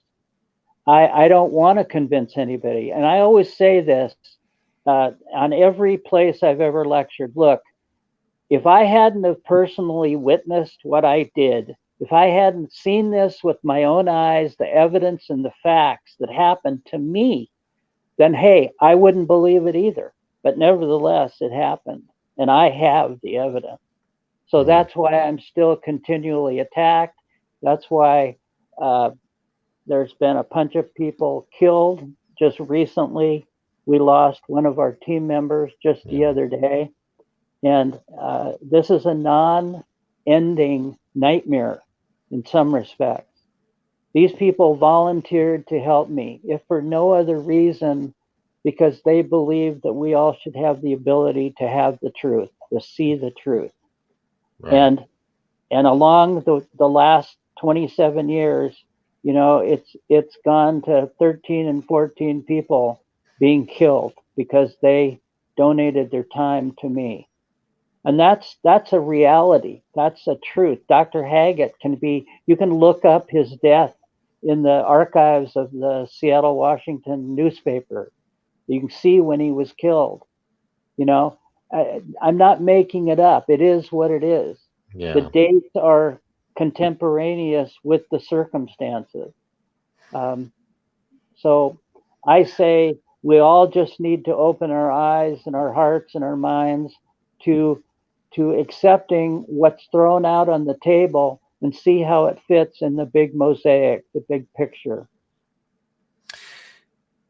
In your talks with Freddie, Has he ever mentioned that that they actually take people to other places, like transplant them from Earth? Do they Yes, ever? they've taken me. They've taken me multiple times, too many times to me even to count. And where They've to? taken my friends, they've taken my teammates, they've taken other people from all Yeah, over the world, different Dr. places. Dr. Reed, now that you're Sometimes, talking about that, while you're talking about the people who have taken you or the people who have been taken, mention to him and everyone else that you said other people who you've never met. Like, for instance, you warned me I could be taken. well, the biggest thing is regarding that is people say, well, how can I meet an alien or how can I ever, you know, experience this kind of thing? Well, just talking to me, just listening to me, people who get involved with me one way or another have been addressed, have been visited by Freddie himself and multiple times, not just once. And I mean, I have all kinds of people who, were not believers, and boy, they are now. One way or another, they're either scared to death of this or they're embracing it wholeheartedly. And little by little, you can't help but embrace it a little bit because you can't deny it when it happens multiple times. Mhm. So Um, do you think it's him just checking us out, making sure that you're hanging out with the right people, or yeah, is he I think pulling us in? Well, I think it's maybe a little of both. I think I've become his pet project, number one. I think I destroyed his ability to, uh, let's just say, his occupation was immediately changed when I encountered him in the woods, when I struck him in the head. Maybe I damaged part of his brain, and his superiors ended up saying, okay, this is your job now. You have to monitor this human for the rest of his existence. And that's Because pretty much what I think has happened. He monitors me, he monitors my friend, he monitors my whole life and the people around me. Occasionally, if I'm thinking really sharply about a person, he may go visit that person. So I have to be careful the way I think about things. This is what I've learned to do differently in my life. You can't just randomly, haphazardly think of things because you're throwing out information which basically can become a corridor for other entities to travel down and go to, not always good ones, sometimes that's bad. why I feared me personally, why I don't do meditation or stuff like that. I have this fear that I'm opening myself up like a Ouija board encounter. You're opening Well, yourself up for that, and I I think that's true, but you can prevent some of the negative things by what we've all learned through eons of time through spiritualism. You can surround yourself with light. mhm, That seems to be the biggest protector there is surround yourself with light because evilness is darkness. right. I've One thing I've learned is there's a fact, just like the air we breathe. Evil is real. Hmm. Okay. Evil is absolutely a tangible reality. There are beings and entities and humans, for that matter, that will kill us for nothing. We see it on the news every day. They just beat us in the mall because we happen to get in their way, you Hmm. know, and which is insanity in itself. But we have to learn to think differently and to properly address ourselves, our actions in a different forum. It's again, it's school, Hmm. we got to retrain ourselves. It's Right. day one. Dr. Reed, when you wanted to give the link back to Freddie, the superiors, did they ever say why they won't take it back or they just completely ignore you? Well, the link is a thing I found in the woods when I first encountered this little guy, and I call it the link artifact. And it's a cuff like bracelet that the wearer puts on his arm that penetrates into the nerves of the biology of the wearer, that is basically a communication device between the superiors and the person or being wearing it. I found it, I brought it home. For an unknown reason, I was looking at it, sitting at a table, and I put it on my wrist and it closed tightly around my wrist. I couldn't get it off. There was no way I could pull it off. I tried. And then all of a sudden, it just opened, released, and fell on the table. So later, I learned that this has a property to it that, again, it is miraculous, it is unbelievable, but it's a teleportation device. They actually make you transport from point A to point C. These places can be anything from the initial round, oval shaped, egg shaped room that I was in. And when I arrived, there were two beings of energy that were 10 to 15 feet high, standing over me like angels or gods. In that moment, they were inside of me. They were in my mind. I didn't want to ever leave that place. It was so wonderful, so loving, like being in the arms of your mother, if you can imagine. But nevertheless, they told me I had to go back. I told them I didn't want to. They said, well, you have life to live, and this is the process. You can come back eventually. And this is okay. That was one place. They sent me to another place that looked like what I would consider an ocean liner, like a big vehicle. I don't want to say ship. Could it have been under the water? Yes, it could have been. I saw signs that it was under our ocean. There was another time I went to a place where I was outside, standing like in a field, looking around, and off in the distance, there were geometric buildings that I could only imagine because they were very, very futuristic.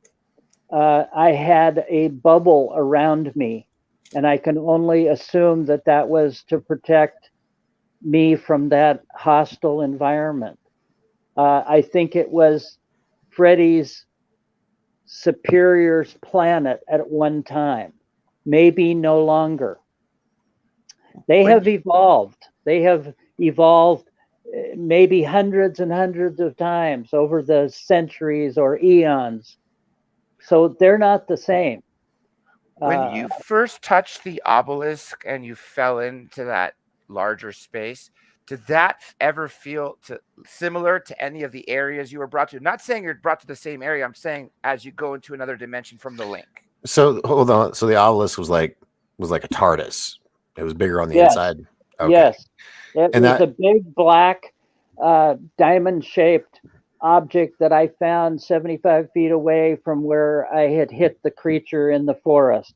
I eventually got up, crawled over to it, fell down, was extremely sick, fell against it, and for a brief second, just a split second, I felt like I was inside of a huge room. I mean, like an airplane hangar or bigger size room, black with little lights way off in the distance. But then the second later, I was back out laying practically underneath this thing that was floating. It was not touching the ground. It was not moving. It was anchored to the air in one place. I pushed against it. It was cold like dry ice. It actually tore the skin from my palm of my hand. But nevertheless, it wouldn't move. And I'm 200 pounds. I pushed on it and every way I could. It would not move a fraction of an inch. Wow. So okay. So you've got the body. It's at home and everything. What happened with the ship? Did you just leave it there, or did it disappear? There was no way I could move it, and I wanted to get out of the forest as fast as possible because I was so sick. I thought I was going to die. I mean, death. Okay, and at that point, I just wanted to cover it up. I thought I had killed something. I thought I was going to be in trouble. My mind was just reeling, racing from one thing to another. No real logic involved other than I wanted to change my focus. So I had a thermal blanket in my day pack and I didn't have a shovel. I had a pocket knife, some water, a couple of cameras, but I didn't want to look at this any. I just wanted it to go away. So I covered it up, thinking if I cover it up, maybe the animals won't eat it. Maybe they'll leave it alone. I mean, I don't know where the logic was. There wasn't much going on. It was a survival moment. I was trying to prevent myself from going further into shock, but I took the thermal blanket, this mylar blanket, put it over the top, tried to kind of roll it up. I didn't want to touch the body, so I kept it between my hand and the body, Right. and rolled it up, and realized at the time that this thing was so light. I mean, incredibly light. It was the size of a small, a 12-year-old child, 53 inches high, but it was under 50 pounds in weight. So the bones had to be hollow like that of birds. And that's the only thing I could think of, because it was just extremely light. So I picked it up in one hand, picked up my pack in the other, and started walking to look for a place to hide this along the trail. I was like an hour to an hour and a half from where I had parked my car, so I didn't even know if I could go 50 feet. But nevertheless, I started to walk out of there step by step, getting sick, throwing up, diarrhea, no bowel control, no muscle control, just insanely sick. And all of a sudden, I found myself back at my Jeep. I don't know what happened. I don't know if I blacked out for an hour.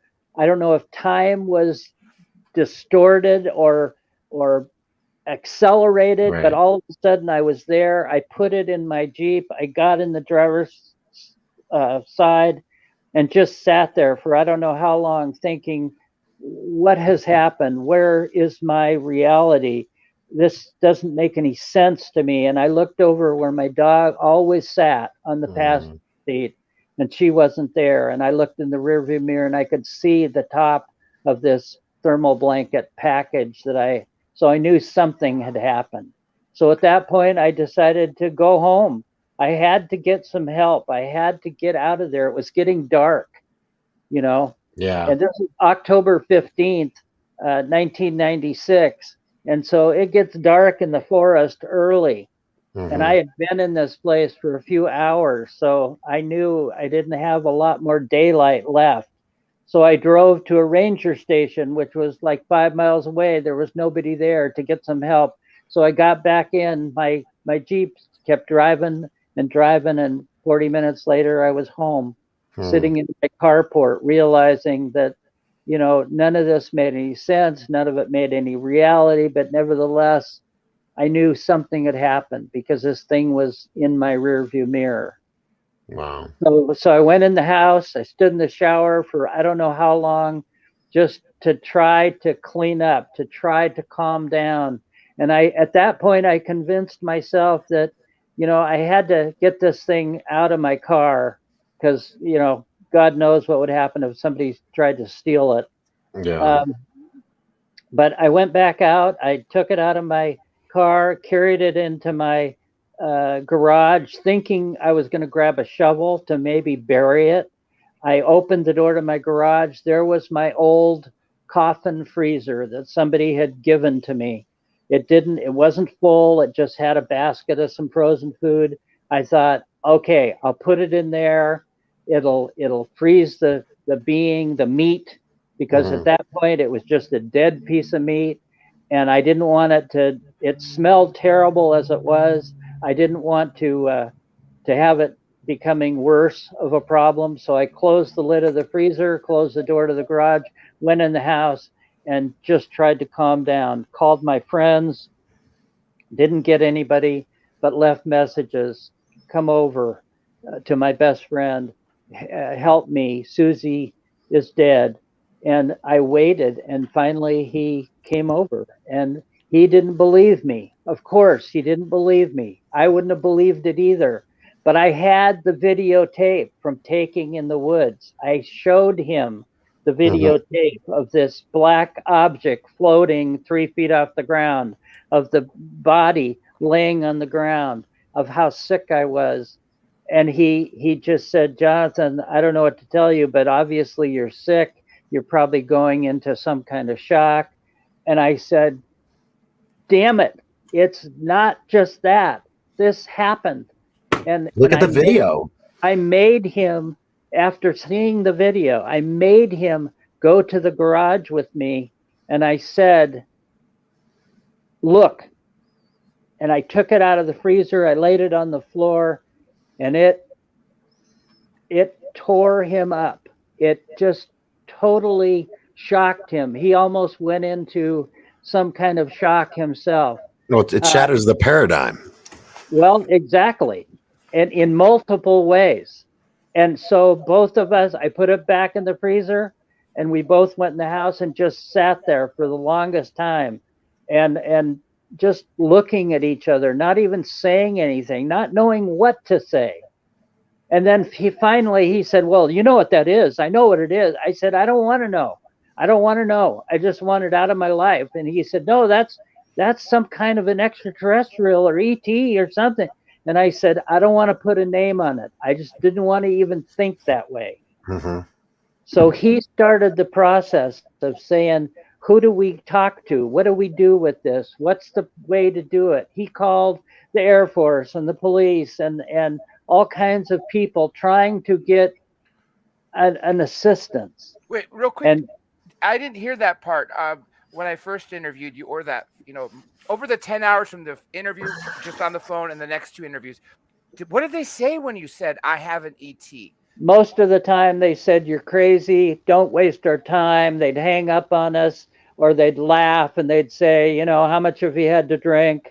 Or, which, they're dismissive. Yeah, completely. Well, but I can understand that now. I do understand that. Because if it had been me on the other end of this conversation, I probably would have said the same thing. Don't waste my time. But we finally called Gary, my friend, finally called this group, was called MUFON. Mm-hmm. And I had no idea what that meant, but it said Mutual UFO Network, some kind of a group of people that knew what they were talking about. We called them. They were very receptive. They said, what kind of evidence do you have? And I told them a little bit. I didn't tell them I had the body, but I said, well, I've got photographs and I've got some videotape.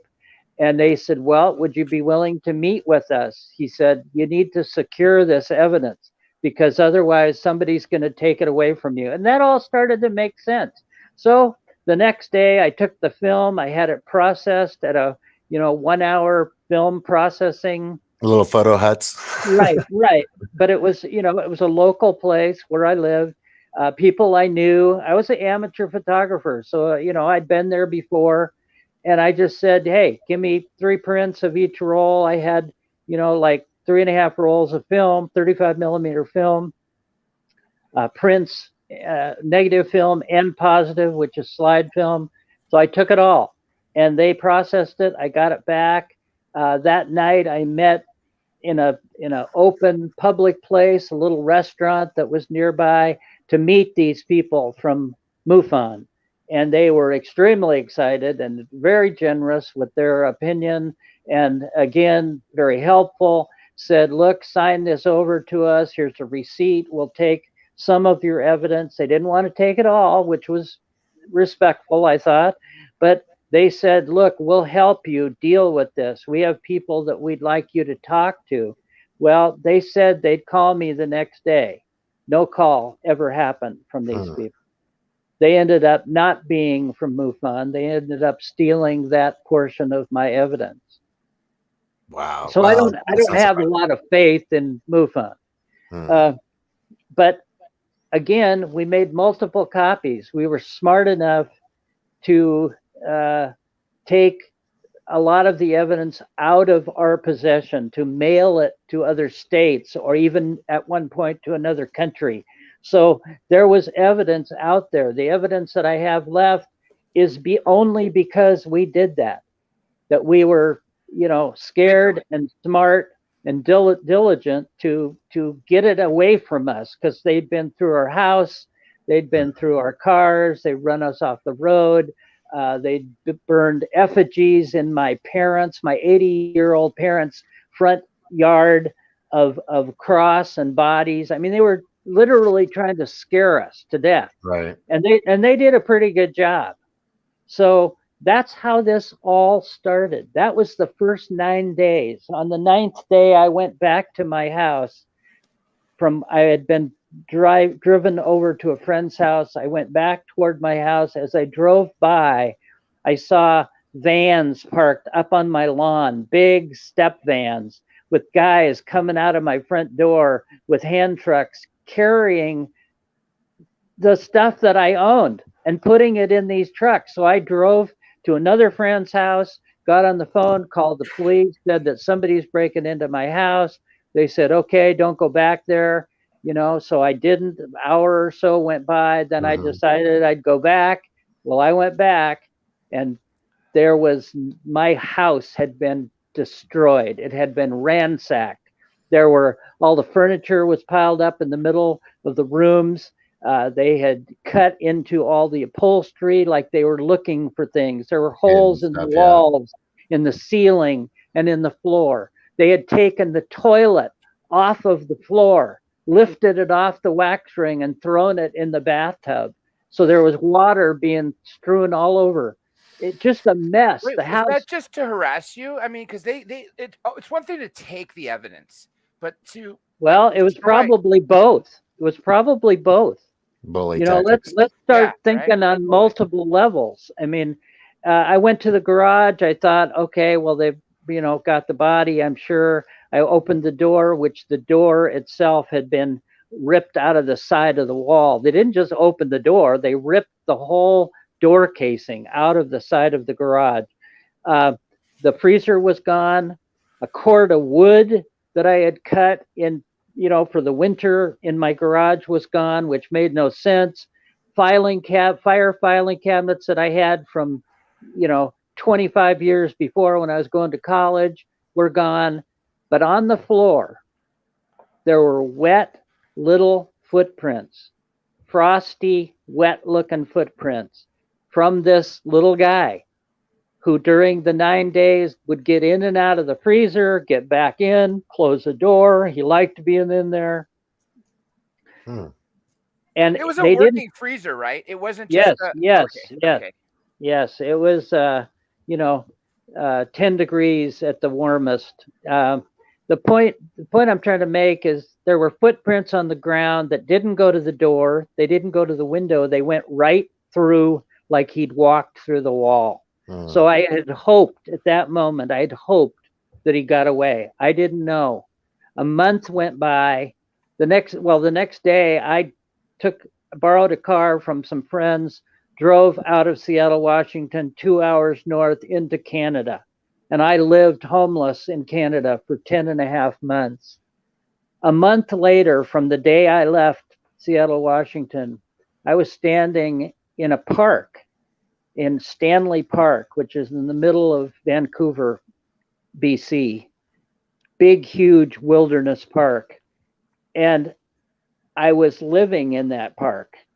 And all of a sudden, I smelled this terrible smell. And I knew that smell. That smell came from that creature that was in my garage, my freezer. And I, sure enough, looked over and he materialized, 10 feet in front of me and just stood there rocking back and forth, looking at me and not really saying anything, not really putting any shapes or images or words in my head at that point, and then just dematerialized. So I knew at that point that he escaped. And I knew it was the same one because he had the scar and the head wound that I inflicted. So I could tell, I knew it was him. So at that point, like I said, I was happy that he got away from the bad guys. You answered a question that's been on my head for a couple of weeks. You told me when you first inspected it that it smelled like putrid meat. And then you told me like rotting fruit or rotting meat. Right. And you told me of 100+ times he's visited you plus your team members and other people, we could smell it. And that was been in the back of my mind because obviously I want to have contact. You know, if I'm obsessed with this topic, I want contact. So clearly, if Freddie's going to come visit me, the first thing I would notice would be that smell, because that was my question. It would be the putrid fruit, meat, etc., rotting. Right, rotting food is what it smells like, and he can come and visit you, be in your room or wherever you are, and you'll never see him, but you'll smell that smell. And I think part of it, from a scientific standpoint, is if we put biological meat through a huge electromagnetic field, it does two things. One, it starts to smell really bad. And two, it changes color. And guess what color it changes? Kind of a grayish pink color. Like the being. Oh my God, right. I didn't even put two and two together. So therefore, the facts support the evidence. And you know, he will materialize. All I can say is don't be afraid as much as you can. Just sit there quietly and he'll look at you. He won't touch you. He won't hurt you. He's as curious as anything. You Doc, know? Let me ask a quick follow-up to this same one. You told me this, and I've heard this from other contactees/abductees, Jim Sparks being one of them. As the being is from far, everything's fine. As it gets, I'm going to put out numbers just like Jim Sparks, not saying that they're accurate. When he's 50 feet away, you start to have a fight or flight. When he's 25 feet away, you start to get numb. When the being is about 10, 15 away, you're numb. You start to feel electrical impulses in your body, and you know something's invading your brain. Aside from the smell, is there anything else as he's about to appear that you start to feel as far as sensation? Well, you do feel like there's static electricity in the room. You get that feeling like either on the back of your neck or on your forearms. What about your brain? Like, as he speaks to you, you know he's in your brain. Do you ever, before he speaks to you, do you ever get any notification or any instance that you know he's in my brain right now? He's definitely okay. Yes. Okay. You get the first indication that I used to get was a blank spot, like just a gray spot in my mind. Like I couldn't even pull up any memories from, you know, that day or anywhere in my history. I think this is done to protect you so that you don't harm yourself. I also believe that the reason they freeze you is the same reason. They don't want you to go run through a plate glass window or jump out a window. Well, remember when I said I would have a heart attack? That would be me. If I wasn't frozen, I'd run the other side. I don't care if I have to jump out of a 10-store window. Well, and Dr. J, I was the same way for the longest time. Like I said, it's unnerving. You can't get away from it being unnerving. And I've seen him 100 or more times, but I know now he's benevolent. I know his specific race is benevolent. Now, not all grays are benevolent, just like not all humans are benevolent. You know, right. We have different ideas, different concepts, and different reasoning why we are what we are. We just have to deal with everybody as an individual. But he's not here to hurt us. He's here because he's curious. He's here to monitor me. He's not going to invade your home and hurt your children or scare anybody. I'm not afraid of him in that way at all. If anything, it's a good thing. I would just probably be afraid that I'm seeing something that I don't normally see. That would be the only fear I really have. Well, that would be true. You would not normally see this. Yeah, or be going with him to something. But I can almost guarantee that Dr. J, your enthusiasm with me and for this subject and for my case is buying a golden ticket for Freddie to come and visit you. You know, because I do kind of want it, you know, and I'm not going to. If it's going to happen to anybody, it's going to happen to you. Because you could, you know, and if you, I know you said earlier if you think I'm asleep, and I wrote in the comments, no, I'm not. I backed down to give you guys some one-on-one time because my enthusiasm with you is so great, Dr. Reed. I could have hijacked the whole interview, and I'm like, you know what? I've had 10 hours. Let me give Doc, and that's why I've kind of sat back. So anyhow, Doc, sorry for this interruption. I'll let you go ahead, but clearly you see, Jonathan. I mean, I'm obsessed with not just this topic, with your case, because I got a million more hours to ask you stuff that is so detailed. And I will stand up for you. I mean, I will answer your questions. Like I said, I don't have all the answers, but I've learned to decipher kind of what's been going on over all these years and try to put some kind of logic to it, even though some of it is illogical in my head. Let me say this to the audience and also to you. First of all, to everybody who says that they have all the answers, question that person, because whoever has all the answers is usually lying. Dr. Reed, if you haven't noticed, is a true stand-up guy. He's telling you the truth. He's passed polygraphs. He has evidence. He's the kindest person I've known in almost forever outside of my family, probably surpasses many of them. So everybody here who's been a contactee can relate exactly to what he's talking about. Everyone here who has not heard my interviews or the previous interviews he did with other hosts, know everything he's saying we can back up.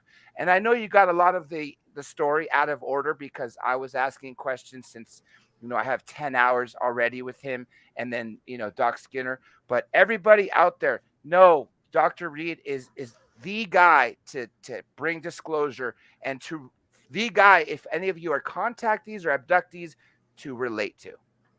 Well, that's very kind of you, and I appreciate that. I want to say, again, what I said at the beginning, we all need to help each other, because if we don't, we're never going to evolve. We're never going to get out of the same rut that we're in. Right. I was one of those people. I was one of those people that had his head in the sand way back when, 27 years ago. And it took me a few years to understand that I needed to change. I needed to accept some of the things that I couldn't understand, and that was the only way to move forward. And Freddie has helped me. His superiors have helped me understand this to a great degree, and have allowed me to witness themselves, their environment, their lives, their being. And it's been truly amazing, even though a lot of it is scary to me because it's uncomfortable, it's foreign. But I just can say that we don't have to be afraid of this variety. Now, the reptilians is a different story. They're out to just kill you for no other reason than that's what they do. And I wouldn't trust them. They're mischievous. They're trying to deceive us. And I think we need to look at it from the standpoint of science and say, how can we learn from all of these situations, and what can we take away from it without becoming a warring race? Because that's the least evolution that we should do. Which is what we're doing right now, if you think about it. Yeah. Well, it is, and it's unfortunate, and it's going to happen whether we want it to or not. Some of it, we will survive.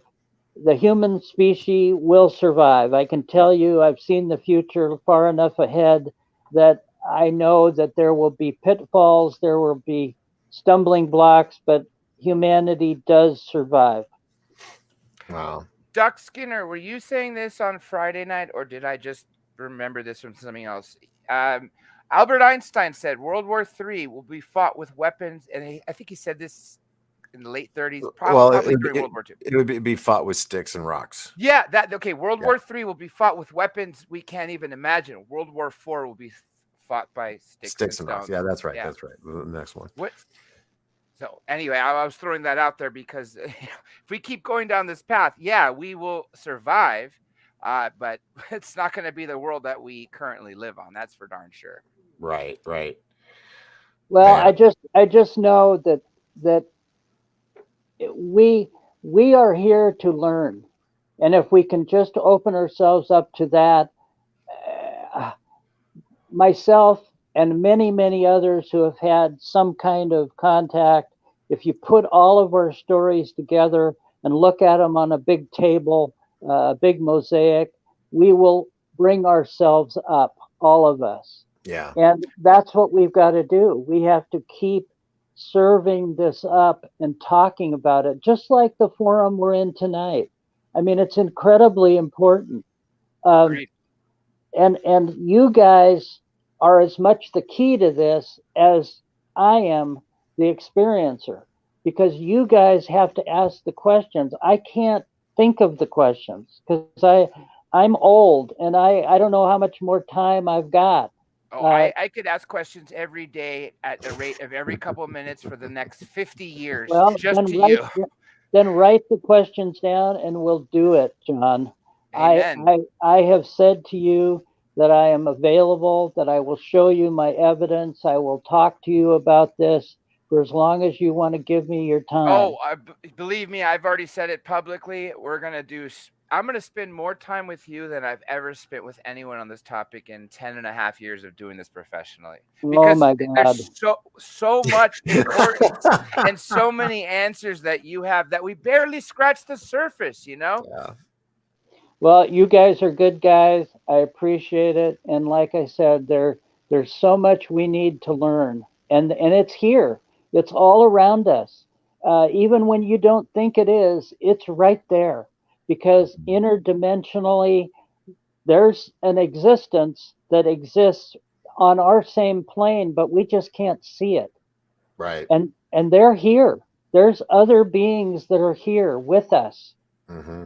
both the ones walking around right next to us in our same dimension and those that are just out of phase. They're where we can't see it. I've seen some of this. I've been exposed to some of this, uh, and it's miraculous. That's my word for the day. Is it's miraculous because if they're, it's magical because I can't explain it, but it's real. It's there. Yeah. Dr. Reed, Yes, it sir. is such an honor that you came on tonight. I'm so grateful. No, it's my honor to be here with you guys. Wait, Well, before you end, there was a question. I don't know if you've been monitoring because clearly when I was, letting you guys talk, I was mhm, listening and watching all the chat. mhm. There were some great questions in there. You Instead were of going, probably having a burger. no, literally, Doc will tell you. I'll tell you right after. The point being is, Kitsy Witty has a great question that I haven't asked of you, but it's been on my mind. And for Doc, you want to ask? Can you read her question, or do you want me to? I wasn't in the Okay, comment I'll section. go ahead and ask it. She has an interesting question because I never asked this of you, but like I said, this was one that's I planned on to. She says, "Does Freddie like music or certain food?" Just curious because I've asked somebody, and he said, "Yeah." Surprisingly, this being that he dealt with, out of all the things he's eaten, was strawberry ice cream. Hmm. Okay, well, let's a two-part question. Number one, he's never eaten anything in front of me, and I've Mhm. provided everything for him. I provided people food, dog food. The only thing he's ever taken from me that I've seen him digest is water. Hmm. And one time when he did that in my garage, he drank the water, turned around, and threw the cup at my head and just calmly sat there watching for my reaction. Do you think it's because our water's so polluted? We got fluoride, chlorine, and God knows what else these Mhm. days when you open your No, tap. no, I said that's the only thing he took. No, But but he but threw I the no, cup I at you. know. No, Yeah, he was just doing it to test me. I see. It Okay. was simply a test, as I would do with a patient. I would do some kind of a physical test. But the other question is, do they eat? I don't know. Freddie doesn't seem to eat anything in front of me. Do I think they do? Obviously, biology has to be fed. So I believe he gets it through his suit, through his Hmm. technology. What about Um, the other half of the question of art, music, anything like that? yes, they like music. And the reason they like music is because let's take it back to science. hey, music is frequency. And soothing. Frequency Yeah. is vibration. Yeah. Well, And that's what that. vibration and it becomes harmony. Mhm. Mhm. Harmony, meaning a placid condition, nonviolent harmony. So maybe that's what they're after. Yeah, it And all you guys comes down to both know frequencies. this, right? David Sarita took the angles, not just the angles, but the actual math of the pyramids in Giza, Mhm. and took that and created tones from it. And some of these tones, when played, I remember an interview I did with him. God, it was 8 years ago, and he sent me a bunch of tones to play in advance. People that were listening, that were contactees, abductees, some reported that these tones playing on their speakers at home started to attract strange, high strangeness and other Yeah, things. Yes, yes. I think you can change the walls between dimensions with with sound. harmonic tones. Actually, I was inside the Great Pyramid in Giza, and I could tell that there were vibrations going on. Even the sound of our footprints walking up the steps were changing. They were drastically changing as we were walking. yeah. So it's all a big harmonic receptor. And I'm really into that. As a matter of fact, I was wanting to plan a trip to Scotland to go to Rosalind's Chapel because, and it sucked because I was sitting here thinking, oh, I think I figured something out. Figured something out when in Wait, fact Rosalind's Chapel is where Jesus, the bloodline is, right? it's part of the lore, yeah.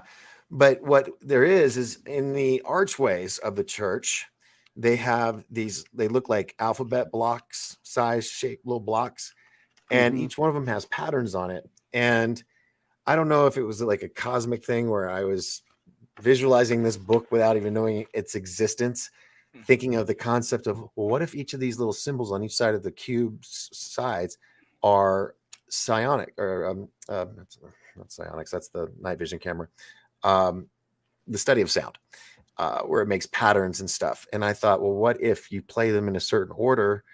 Could they open up, an opening, a doorway of some sort with frequencies? And then I looked up a little more, and I discovered that there's already a book on it.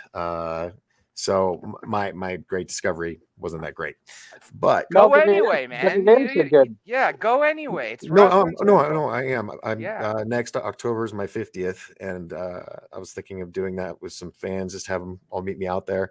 Oh, you're Amen. such a baby. And what's so crazy is another girl that watches our show. She has a show too. Her name is Malik, and she went to Scotland, and she goes, I found something in the Loch Ness Lodge, and she sends me this photo. It's my family's crest. No way. Is in the Loch Ness Lodge. So another reason to want to go. But I thought, what if these cubes were hidden coded messages with sound frequencies, that could open up portals or doorways of some sort. And it turns out, in the statues, they did have images that had the musical scales, like where the angel's fingers are pointing out. Pentonic scale. Yes, correct. So I'm really into sound. I don't know a lot. I am learning, but I do believe it has a lot of power. So, gentlemen, this has been an awesome show. You guys were amazing. I can't thank you enough for being here tonight and going over all this stuff that we did. And there's still so much more. Yeah, that's a given for sure. Believe me, there's a lot more. Like I said, I spoke to him for hours. The first day before the interview, we had the first one for a little over 2 hours. The second one for about 3 hours, and that's not including text between the team. And what I've watched and read stuff that he sent me or gave me access to, it's so exponential, because when you learn one thing from that Dr. Reed experience, 100 more questions pop up. So you're right. I mean, the people here that if they didn't hear what I did with him, and this is their first time hearing him outside, definitely go to Dr. J's site and watch the interviews. Both of them. Yeah. Yes, multiple. and you get a better grasp of the story if you're new to this story. So Yeah, I know. I was shocked at how many people are new. Yeah, granted, I had some people when I Well, had him on that listened to there's a Art new Now. wave of audience, yeah, every And a few young years. audience, Dr. yeah, Reed. I told you about this 18-year-old, literally 18-year-old. I mean, talk about a youngster. He could be my son getting ready to have another kid. The point is God he help us. didn't hear about your story at all, was so blown away. I mean, I believe he went out and got your book already because, and I knew he was on the second time new. So you're touching new people is what I have yeah. to say. Well, I certainly appreciate it. I appreciate what you guys have done long before me and what you'll continue to do in one form or another. I thank you. God bless you both. And I will be here whenever you call. Thank you, Dr. Reed. Dr. Jonathan Reed, ladies and gentlemen. It's such an honor. Appreciate you. And Dr. J, thank you for making this possible. Of Bringing course, him on it tonight. actually wasn't hard. I just Dr. Reed texted me, he emailed you, and I'm like, okay. I said yes to him. I said yes to you, and the next was just a matter of picking the day, Yep. and it was today. Before you end, though, everybody clearly you could see my Minds channel. I was banned from Twitter, and your team will know this, Mhm. Dr. Reed. The Yes. 8th time, my 4th active account, which was after my 3rd active account, my 7th total on Twitter was banned. I opened up a brand new one, different phone number, different email, everything different. I Mhm. was banned before the first tweet. I'm banned on Facebook. If you find me on Facebook, it's not a real account. Some fans have created ones of me. Right. Minds.com is the Same goes only for one. me. Lots of Right. fake accounts. And And BS websites on you. And anybody here who's not on my YouTube channel, please go subscribe, hit notifications. However, most of you will not get notifications. It's really sad. They're really suppressing me and a lot of us. So even though you hit notifications, if you get them, you're lucky, go on.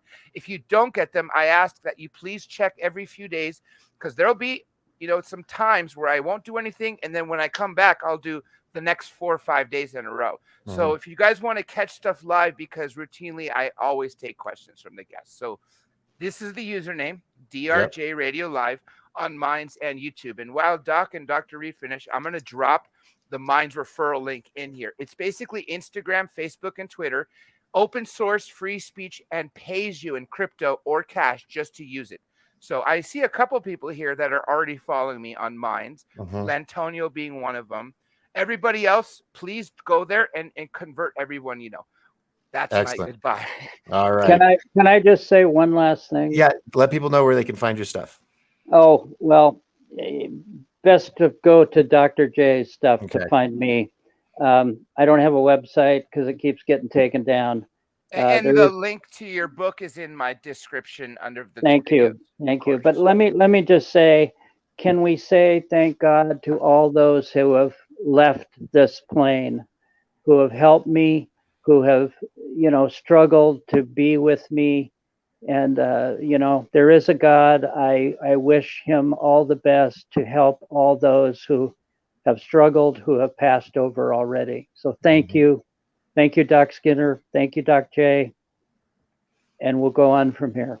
Yeah, awesome. I'm throwing a prayer to you as I did multiple nights, especially for what I heard the other day about what you said publicly today about your new team. I hope nothing else happens to anyone because 10, 11 is too many. Yeah. 1 is too many. Thank you. Thank you so much. Gentlemen, thank you. And we'll be talking again soon. All right. Bye. Thank you so much. Thank you. All right. God bless. Okay.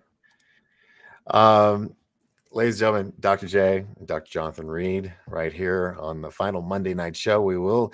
I will be doing a show Tuesday, Wednesday, Thursday, and Friday. And I've got some big guests. We still got Dr. Brooks Agnew. We got Laura Eisenhower. We got Apollo Asteria. We've got Dark Hour. We've got the Cousins Brothers. We've got Mike Barra from Ancient Aliens. We've got, I said the Cousins Brothers and many more. So it's going to be a full week. So please be sure to join us and we'll go from there. Until next time, remember, as long as we all lift each other up, then we will all rise together. I'm Captain Doc Skinner on board the Starship Pariah. And this is the Dog Force. Thanks for hanging out with me tonight. If you're wearing your baseball caps, be sure to remove them because the show is over and it's now time for the national anthem. Good night, everybody.